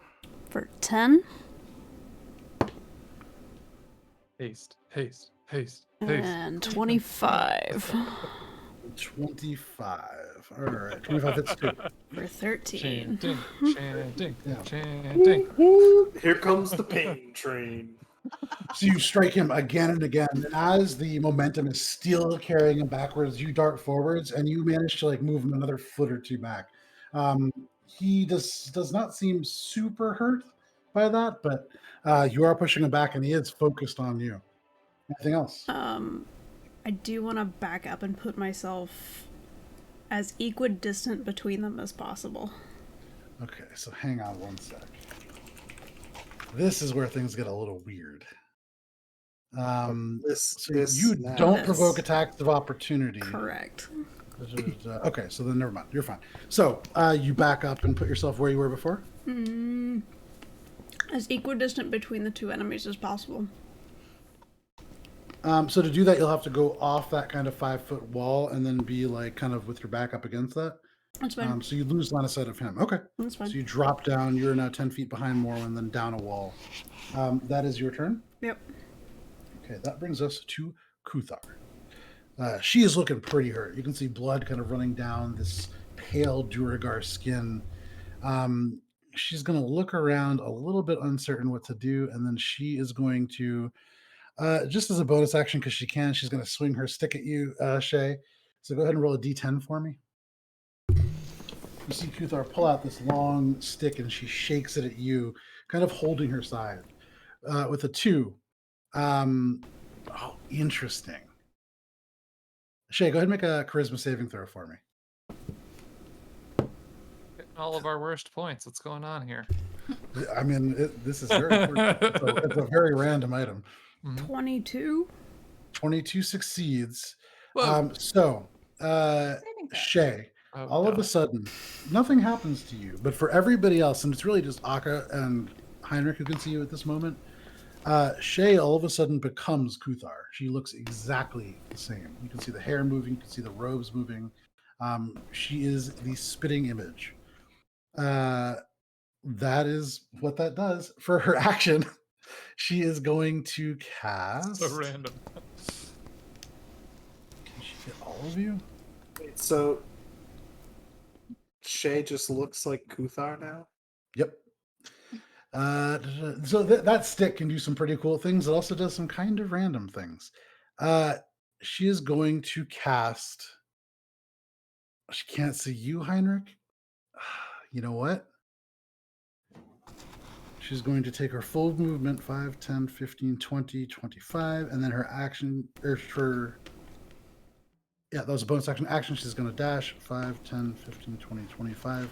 She's now almost to the door leading out of this place. She looks like she's making a run for it. That is going to be her turn. That brings us to him, to Arconum. Shay is no longer visible.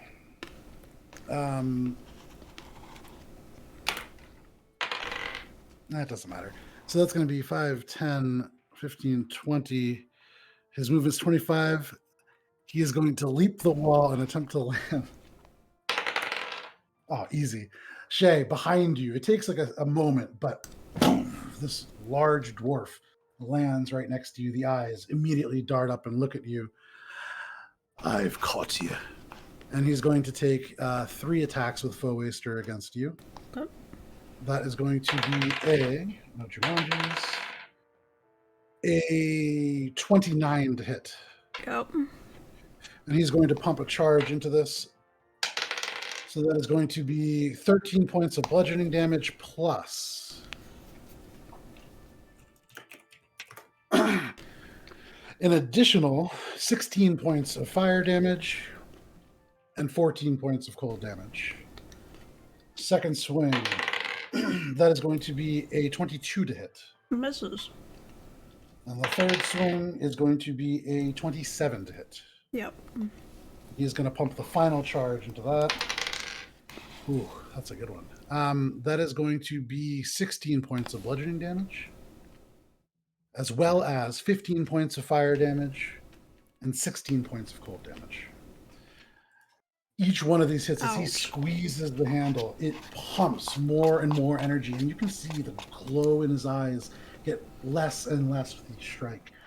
After that final strike with the hammer, the cold damage, the fire damage dissipating around you, it doesn't appear as if he can do that again. But still, a good number of attacks. That is his action, his movement. And as a bonus action, you see him take a deep breath as he utilizes Second Wind. He's just going to regain a little 17 hit points back. And seeing how that is what he can do. That is his turn. That is going to bring us to Heinrich. Heinrich, you see all of this happen. This is like 5 feet or 10 feet diagonally from you. Morwen is 10 feet in front of you, just turned to stone. Yeah. Seeing the one that turned more into stone, trying to flee for it. Just like quick glance back, be like, where the fuck is she? Seeing her run, I kind of do like a quick double take, and then my gaze locks on her. She's 60 feet or less away. You don't know, but I mean, I feel like I would know if my spell could reach. You wouldn't. You don't know distance, but you would imagine she's close. It's very close. You could, if you wanted to use an action to make a perception check, you could tell. It's more like the spell only works if they're within 60 feet. It's not a targeted range thing. Is that true for Crown Stars? I'm not using that one. Oh, what are you using? Mental prison. Oh, okay. That is a little bit different. I'm reaching into their mind. So if I can't even feel it, then I can't even do it. Basically. So if the range is I 60 know feet, that, you cannot feel it. Okay, that's fine. So then Eldritch Blasts and Crown of Stars at her. No, I'll move. I'll move as close as I can to try to get up to the bars if I can do that. So for the future, though, the way that it's worded, one creature you can see within range must make an intelligence saving throw. So if you're casting it, that's how you find out the range, just for the future. Because you don't just know. Should I see the map? I feel like I don't know. Seems like a gray area, but all right. Yeah. Would it be possible to rush out of anger then, theoretically, thematically, towards the gate and then get potentially within 60? You can get within 55 feet of her, becoming straight up to the gate. So yeah, I'm just gonna rush and just yell at her, nonsensical, angry words. Sure. Blah, blah, blah, blah, blah, blah. Yeah, exactly. Without the Gunter accent, though. It's an intelligence saving throw, correct? It is an intelligence saving throw. If she's immune to being charmed, then she automatically succeeds. There's still something that happens regardless. She is. I know they have advantage, but not immunity. She is immune to being charmed. She's immune to fear and charm. So Duragar in general, yes, they're not immune to it, but she is immune to charm. That's fine. She'll still take automatically 5d10 damage and succeed at the save. What kind of damage is that? It is psychic. Psychic, thank you. She takes no damage as it crackles around her. Yeah, she's immune to psychic damage. That's fine. So that was an attempt, and then the rest of the attempt is the Crown of Stars attack. Yeah, go for it. Oops. 1, 2. Oops. 3. That's all of them. Yeah, she doesn't have anything against Radiant. Good. Sorry, it's 28 plus 38 plus 5. 43 points of 43? radiant damage. So you reach out with this mental prison, and you can see she stumbles forwards a little bit, but it doesn't take hold. Mhm. And then you let loose with this radiant bolt. It streaks out over top these two huge trenches that lead to this elemental fire below. Mhm. The radiance overwhelms even the fire coming up from beneath, and it strikes her dead in the center. You see her spin and fall to the ground. She seems out of the fight. Okay. Like literally, she hits the door as she falls. She's right at the door. So Okay. good catch. Okay. Anything else? Fucking hell. Only thing left is a reaction or more movement. How much did I use to get to that door? 25 feet. 5 feet back towards interposing myself So between Dude and Morwen, basically. you can shift 5 feet over, but right now you are in contact with him. He is between you and Shay. Oh, okay. There's a 5-foot wall behind Yeah, him. then I'll and just like Morwen's pivot. back there. I'll like kind of pivot around him Yeah. just to get in between diagonally, So you guys are now kind of crunching flanking, him if you in. will. Yeah. As he is now in a little bit more danger, he is going to use a legendary action at the end of his turn. End of his turn. That was my turn. Sorry, the end of your turn. Okay. That's when legendary actions Just happen. making sure. He is going to pivot on his foot facing you instead of Shay. He's going to bring this hammer up above his head with two hands and slam it down at your feet. I need you and Akka to make dexterity saving throws, please.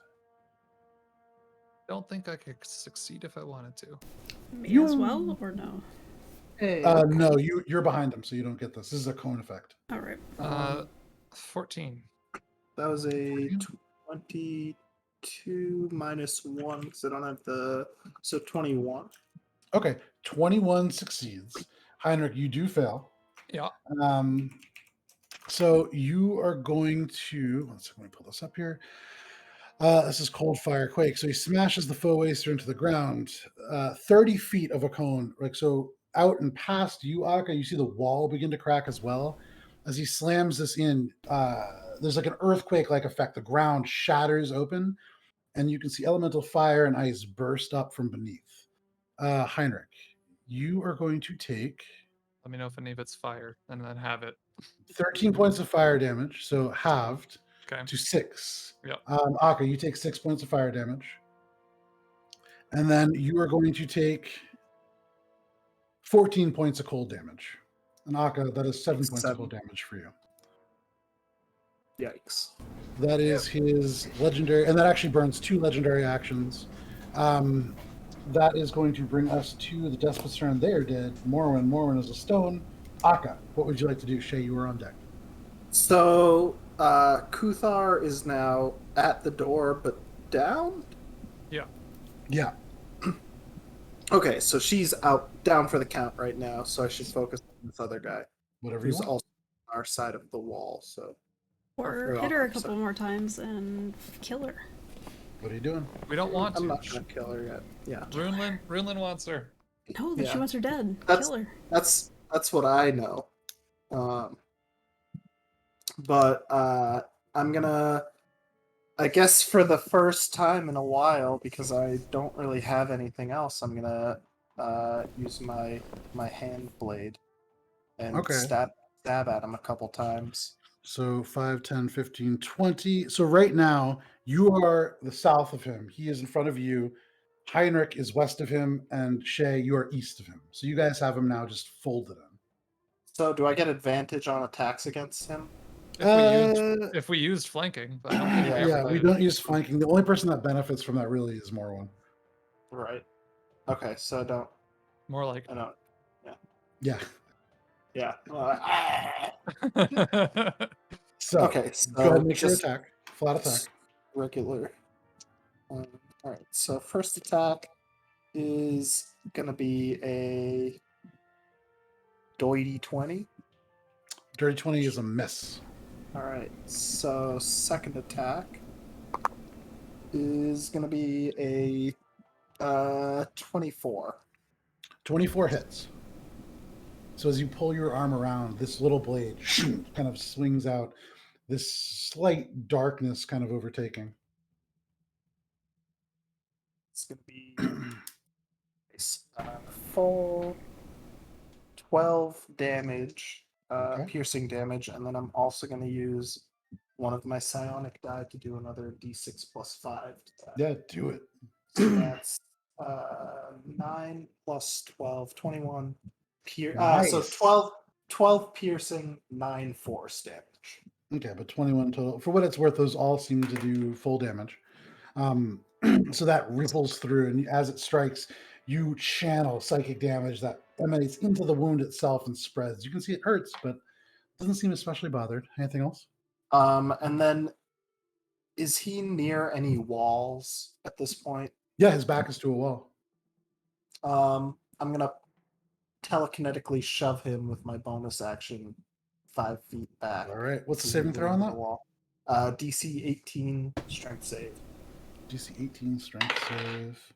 That I believe is a success, but please hold. Saves. Yeah, that's a 20. So he holds strong. You cannot shove him back. He is a beefy Duragar. Anything I else? believe that is it.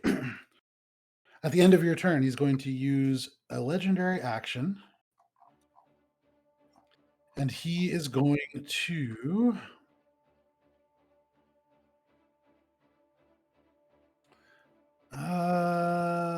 There's no real reason to do that because he can't really get you all in a row. He is just going to use a single foe waster attack on you, Akka. That is going to be a 21 to hit, which I believe is a miss. It is a miss because even without my shield, I still... Sorry. It's plus 12 to hit. That is a 23. Oh, that hits because I don't have my shield. Dope. Because I dropped my shield, right? Charges. Yeah, because that was an attuned item. That's going to be 16 points of bludgeoning damage plus... Well, actually, it's not an attuned item. It's just an item with an infusion. Then you dropped it, but it's not Right. disattuned Okay. or anything. Okay, cool. Plus 6 points of fire damage. So what was the total? What was... I don't remember what it was. I think it was 9 plus 6, so that's going to be 15 points in total. That is his legendary action, and that brings us to Shay. What would you like to do? I'm gonna hit him. Okay, go ahead and make your attacks. 26. 26 hits. Or 11. 11, yeah, that's certainly. 23. Okay, 23 hits. For 9. Okay. Starting to look kind of hurt. Shay, as you punch into him now, he's surrounded. He's being hit by this inky blade from Akka, and just by, he's just completely surrounded at this point. And so you are able to get hits in fairly easily. As he's swinging, trying to hit, he swings and he hits Akka, and Akka kind of pulls back. You sink underneath and begin to rain blows up into him.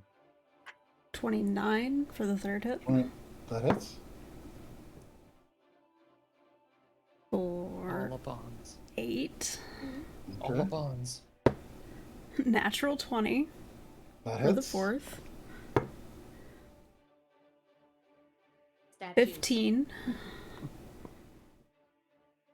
Okay. Sorry, I took a second to do math. And 27 for the last one. And that hits as well. For 13. Okay, nice. That's a tremendous amount of damage in a very quick succession. You hit him again and again, and he is actually kind of pushed back a little bit by this. You can see he seems to be annoyed and is certainly going to focus his attention on you next turn. Anything I want else, Shay? to move out of his range. Okay, which way are you going? Ooh, what are my options? There's a gate to your left 5 feet. There's that doorway beyond the statue of Morwen that has that walkway that you saw. That's kind of the only direction where you could really flee the room. Anywhere else? Cool, that's the direction I'm going. Okay. You dart past Morwen and get to this walkway. The walkway is 70 feet long, so you can get to almost the end of that if you want. I can get to the end of that if I want. Your movement speed is 70, correct? My movement speed is 75, but it is currently doubled because I'm hasted. When So it did is you 100 haste? at the beginning Right of at the the battle. start, dude. Right at the top. Oh, I That's didn't she's even been doing notice so that. many. Yeah, it's been 5 rounds, so you got 5 more. 5 more. Gotcha. Okay, sure. That's why the 5 attack makes sense. Yeah. Okay, so So my movement Go speed is ahead. currently 150. yeah, so if you want, you can get to the end of that. You can see there is a dragonborn working over there. Yeah, I want to get to the How end you of doing? Run Okay. around them like twice. You sprint to the end of it and you emerge onto this platform. You can see there is the cold forge itself, these burning embers of elemental fire and this icy light that seems to shine up from above, and it glows down, shines up, kind of pulsating. You can hear this raging inferno of fire and shattering ice beneath you. And all around this platform is just elemental fire and ice colliding beneath you. And there is no wall separating you from that. If you were to step off the edge, you would just plummet. Um, this creature, you can hear even now this clang, clang, working on what looks like liquid copper or bronze that like seems to be almost struggling to get away before he hammers it back down onto this heavy anvil.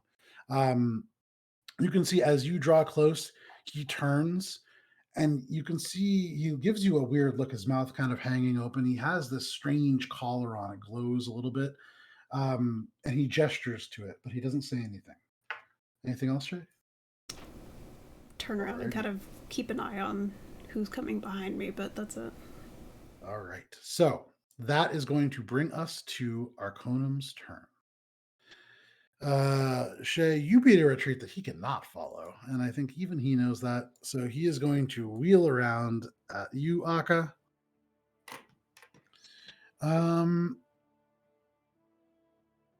Oh, Shay, where exactly are you moving? I mean, out of his Ending? range. You have no idea what his range is. What I assume his range is to the end of the walkway. So you're moving 75 feet away from him. Yes. Okay. So on his turn, he is going to go ahead and take these attacks of opportunities. He is going to clamber over the wall, taking attacks of opportunities from Heinrich and Akka. Okay. Morwen as well, but Morwen's a statue, so. All right. That's 3 bolts. Well, who goes first? Matt, do you want to go first? Because I got 3. It would actually be Heinrich because he leaves your range first. Okay. First one's a 20, which misses, I think, right? Yep. Strikes in the back and just off. Second one's a 27 for 9. Yep. Okay. And that's force damage? Force, yeah, if it matters. Another That 27 doesn't. for 8. Okay, Force. so that's 8 plus 9 is a handy 17. Alrighty. You're starting to look a little worn. That's a lot of damage from you and Shay. Akka, you have an attack of opportunity. 23. 23 hits. It's a psionic die to increase it by the d6 plus 5. Mhm. That's going to be nice. So 11 force damage and 8 piercing damage. 11 19. force damage and 8 piercing damage. All right, 11 and 8. 19. Alrighty. For what it's worth, You I didn't start- push him because he was moving towards Shay. I don't want to Okay, make it yeah, closer. that's fair. Unless it would make him unless you say over it- jump it. No. He's like, I'm jumping. However, Oh, shit. Taking those hits, he just kind of shrugs them off. He turns, I'll deal with you later. He takes 5 feet forward, now 70 feet away from you. He's going to have to move 10 feet closer than that, so he has 5 feet of movement at the end of this, but he is now within 60 feet of you, Shay. He is going to open his mouth, and you can see the glow in his eyes completely fade. You just see the brown eyes of this Duragar as he gazes at you, but the mouth, you can see this glow emanate from within, and it streaks out as a beam, and it's going to hit you and the Dragonborn. Oh, no, actually, no, you're right at the end, so it's only going to hit you. Go ahead and make it. It's not going to be too tough for you, but make a dexterity saving throw. This is the only thing he has in range. 24. So this cold black fire streaks out, and you dodge it completely. You have 60 feet to dodge it, and so no problem. You're able to move out. However, I am going to say it does hit the cold forge proper, and that does something very interesting. Shay, can you roll a d20 for me? Natural 20. Natural 20. Man, okay. I don't even know how the math on that works. That's a lot of dice. As this beam of elemental cold fire, you would remember that he is known as Arconum, the eater of cold fire. And so as he returns this elemental energy to its source, it causes a violent reaction.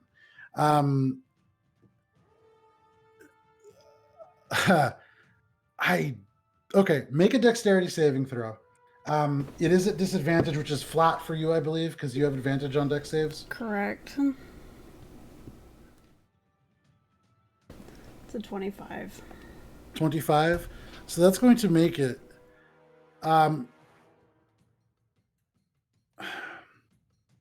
This is the way it would work. So from a realism standpoint, this explosion, you take no damage from failed, like a succeeded dexterity save. Correct. You're still being propelled. This is an explosion. Okay.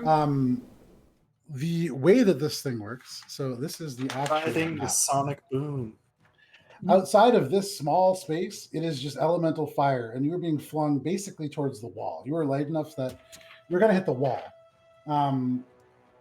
You're going to have a chance to grab onto it, but you're ending your turn flying. Okay. For what it's worth. His turn? Roll a d4, roll a d4. Finally get to fly, Shay. 4. How much? 4? Okay, you get flung west for what it's worth.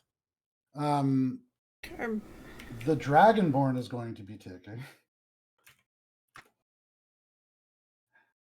How much life does he have? Okay. That is 83 points of cold damage.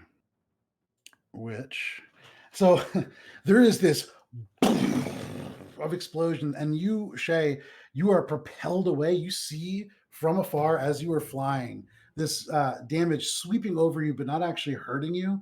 The explosion wave first knock everything out and then pull things back to the vacuum created. You see the stones that flew out. Some of them actually pulled back and they crumble under the impact. That Dragonborn is down and unconscious. You see the hammers, the tools scattered and gone. The table, the wooden table that was up, completely missing. The anvil that was next to the forge is also gone.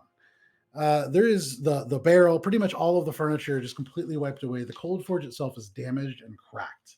You can see this bluish fire begin to ooze out and start to flow onto the stone itself.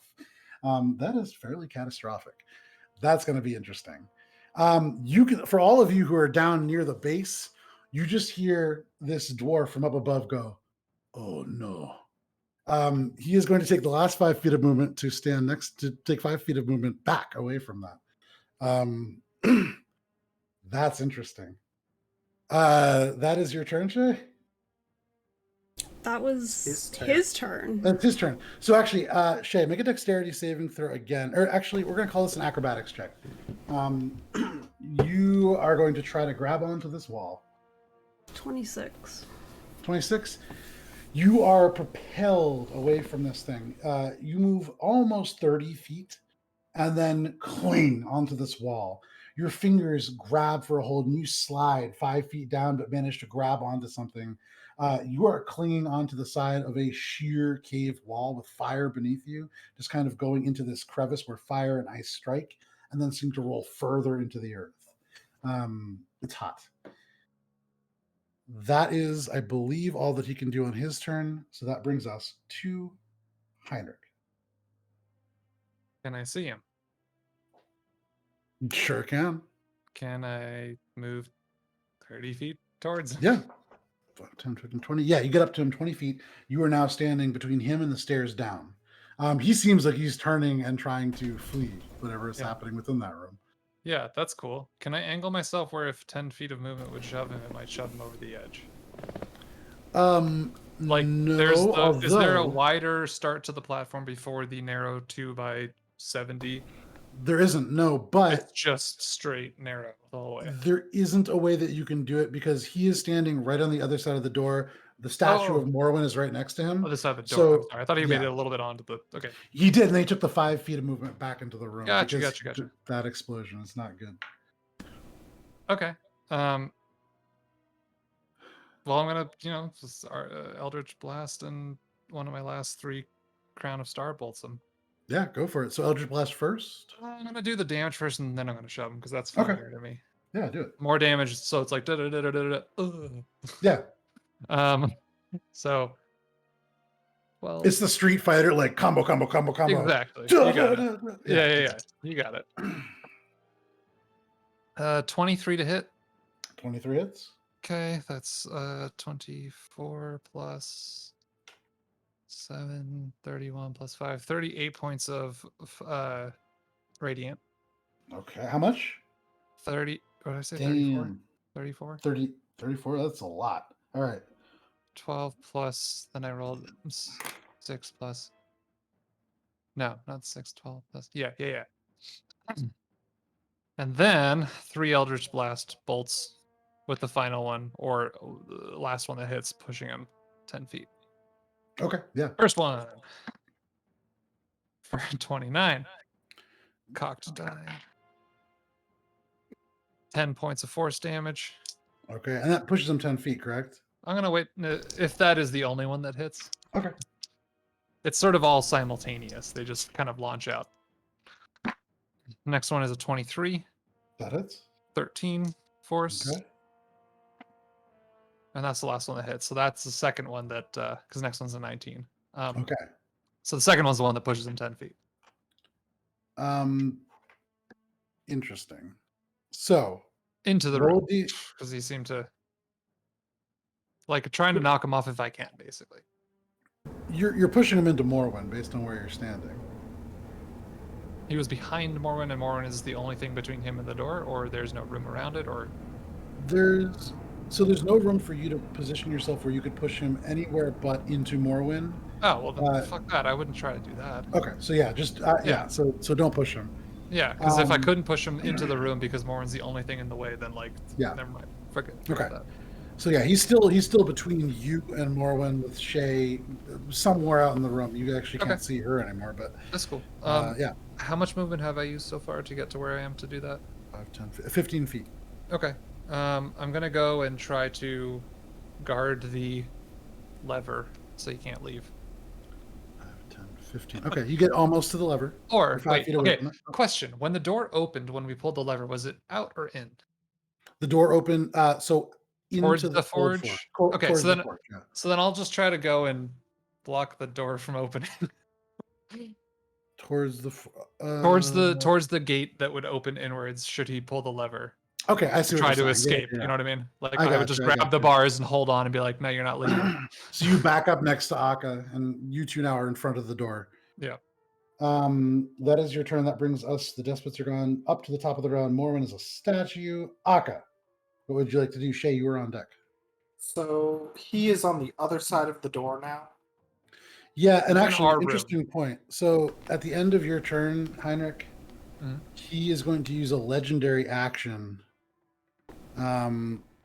Turning as he flees, he's going to see that you and Akka are both in the way. He's going to bring up Foe Waster and slam it into the ground using Cold Fire Quake.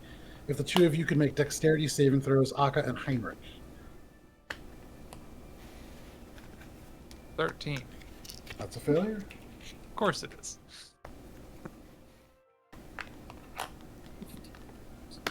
It's a 18? 19. 19. That just succeeds. An 18 would have failed. Woo! So, Heinrich, you are taking 14 points of fire damage, half to 7. Okay. Akka, you were also taking 7 points of fire damage. And then, Heinrich, you were taking 16 points of cold damage. I'm down. Akka, you are only taking 8 points of cold damage. I'm watch down. I fall as down. He slams the hammer in the ground, crackles open, fire bursting out. The fire doesn't seem to affect Heinrich, but as the cold strikes second, Heinrich drops unconscious. But you are blocking the barred doors. I mean, Yeah. your armored body will prevent My this from dead working. dead strong body, not my unconscious strong body, is really in the way. So, Oh, you could take the belt now. Don't you fucking dare. you see Heinrich drop next to you for what it's worth. Can't hear you. Hmm? What? I also went down. Oh, no! Okay. So both Akka and Heinrich drop with that quaked blow. You don't see it, but he smiles. This is rough. That brings us to Shay. Shay, you cling to this wall, looking down. You can see elements of the floor cracking. A big chunk, 5x5, falls away and into this fire, just immediately igniting and sinking beneath. You can see the Dragonborn almost at the edge of this thing. There's a lot of damage, and you sense that this cold forge is oozing its elemental properties, probably close to having some kind of a reaction. But what would you like to do? You are 35 feet from the platform's edge, clinging to the stone wall above the fire. Is it like just 35 feet down, or is it like 35 feet It's about away? 15 feet down, 35 feet away. Okay. I would like, because I have the ability to run along walls, You certainly do. to run along the wall to the exit. And your movement is still 150? Correct. Oh god, I have to use pi. Hang on. Get your I calculus didn't think I would need this ever. Calculus. Oh my god. Go on. Okay, so it's a dome. It's 30 straight, but then the arc of the wall is 90. what radius? What's the angle, and how long does...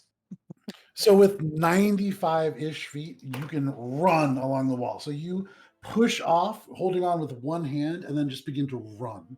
You dart faster than you've ever run before.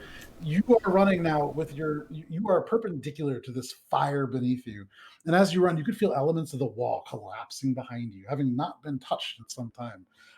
But as you run, you make your way and leap, landing right in front of Arconum and the statue of Morwen. If I'm right in front of him, he's gonna take the hits. Okay. Because he's there. 29 29 hits. for 10. Okay. 25 25 hits. for 13. 13. He's looking real rough. 25 25 hits. for 10. Okay. He's getting close. For 27. 27 hits. For 13. Okay. And for 29. 29 hits. For 12. 12. Oh, okay. He's still up. And he can make a Constitution save. Because why not? Probably can't. He probably can. But Oh, it's going to be close. What's the DC on that? 18. This is close to as roll as he could go. 18. So he has advantage on Constitution saving throws. God So the damn first one for what rolled a 2. So that would have been a 13. God damn it. And the next one is a 22. God damn it. But Ooh. very close. Very close. That was pretty cool. However, you watch a Shay. Well, nobody sees Nobody the first part. sees Shay watches this, Shay. You get to the edge, you can feel your feet beginning to actually lose purchase. So you kick off, and with all of that momentum, with 95 feet of movement, it's a single flying kick that spins Arconum. He stumbles, falling to one knee. You can see spit going out of his mouth, a tooth flying off and into the fire. He's looking really, really rough.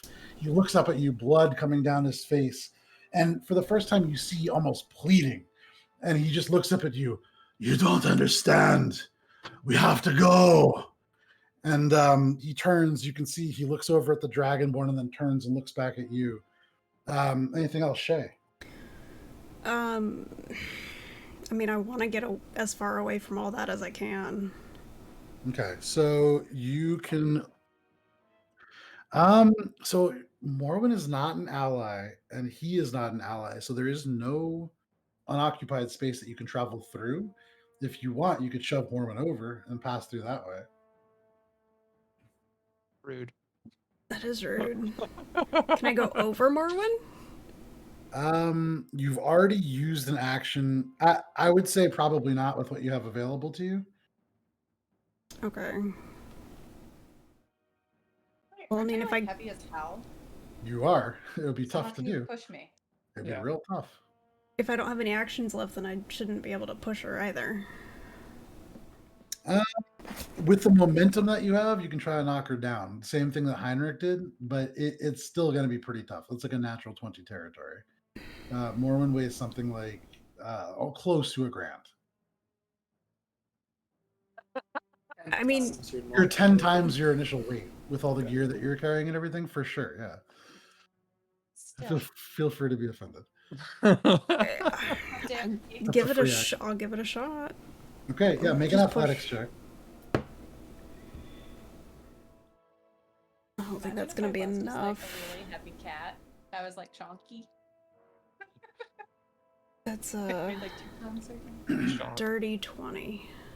A dirty 20, you run it and you collide, and very rarely do you meet something that you can not knock over, but you meet it. Morwen is heavy. You stop there, kind of stuck on that walkway. Anything else, Shay? That's it. All right. That's all I He got. is going to use a legendary action to turn around. You didn't let him get away, so he has to try to knock you down. I mean, I'm he not doesn't have- blocking him. You aren't, but he can't move with the legendary action. He doesn't have that. So instead, he's just going to take one swing with the foe waster. That is going to be a 21 to hit. That misses. Yeah, so he swings it wide. I want to kind of unarm him. impending. I want to disarm him. It's Okay, my yeah, sleight you- of hand versus his either athletics or acrobatics, I believe. Okay, he'll take athletics on that. Dope. 28. 23. Yeah, he's a beefy boy. So Strong. you go, and as he swings, he misses. You try to disarm him, but he's able to bring his elbow around and parry you grabbing out. That is going to be your turn. That brings us to. Oh, This actually, is that's, legendary. Heinrich. Go ahead and make a. Yeah. So that's the end of Shay's turn. Yeah. So Heinrich, make a death saving throw, please. No. I use Searing Vengeance and spring Okay. back to life with half health and 30 feet. Any creature I choose takes 2d8 plus my charisma modifier radiant damage. Yeah, that would be him. So go ahead and roll your thing. That's awesome. I kind of like, it's just like one of those, eyes glowing, just like chest first, lift off the ground kind of things. And I just do the damage. He cannot save against it. And he's also blinded regardless. There's no save against that either. I mean, I think he's gonna be kind of blinded no matter what happens. That's pretty good. 8 plus. That's 13 radiant damage. Okay. Heinrich, tell us how it happened. Fucking hell, you're saying. He had 6 health. You had what? He had It's 6 health 6. left. I mean, was it's kind of watching like it shake it. I was it's- watching like, oh, it's gonna be close. yeah. So using this only rarely will it ever be used because I can't choose to use it. A feature of when I would make a death saving throw, I spring back to life with half my health. It's sort of like a seesaw where I go up and I'm just like, nope, and then he just falls over. Just like a wave of energy just like collides with him, enraptures him, and just falls over. As he slams this hammer down, it does knock you down. You go down because you go unconscious. Yeah. There's a moment where he turns. This whole exchange happens where Shay lands, deals a devastating amount of damage. He's able to stop, swing back. He misses. As all of this happens, he looks at Shay and just says, "You don't understand what you've done." And he turns, and as he does, you see suddenly the entire room that was dark previously begin to glow a little bit brighter. The energy now taking on almost like a teal kind of tone. Heinrich, on the ground beneath you, on the actual stone itself, these celestial glyphs blaze into life, and they trace forms along until they become almost ethereal, these waves that would be like a cloak almost.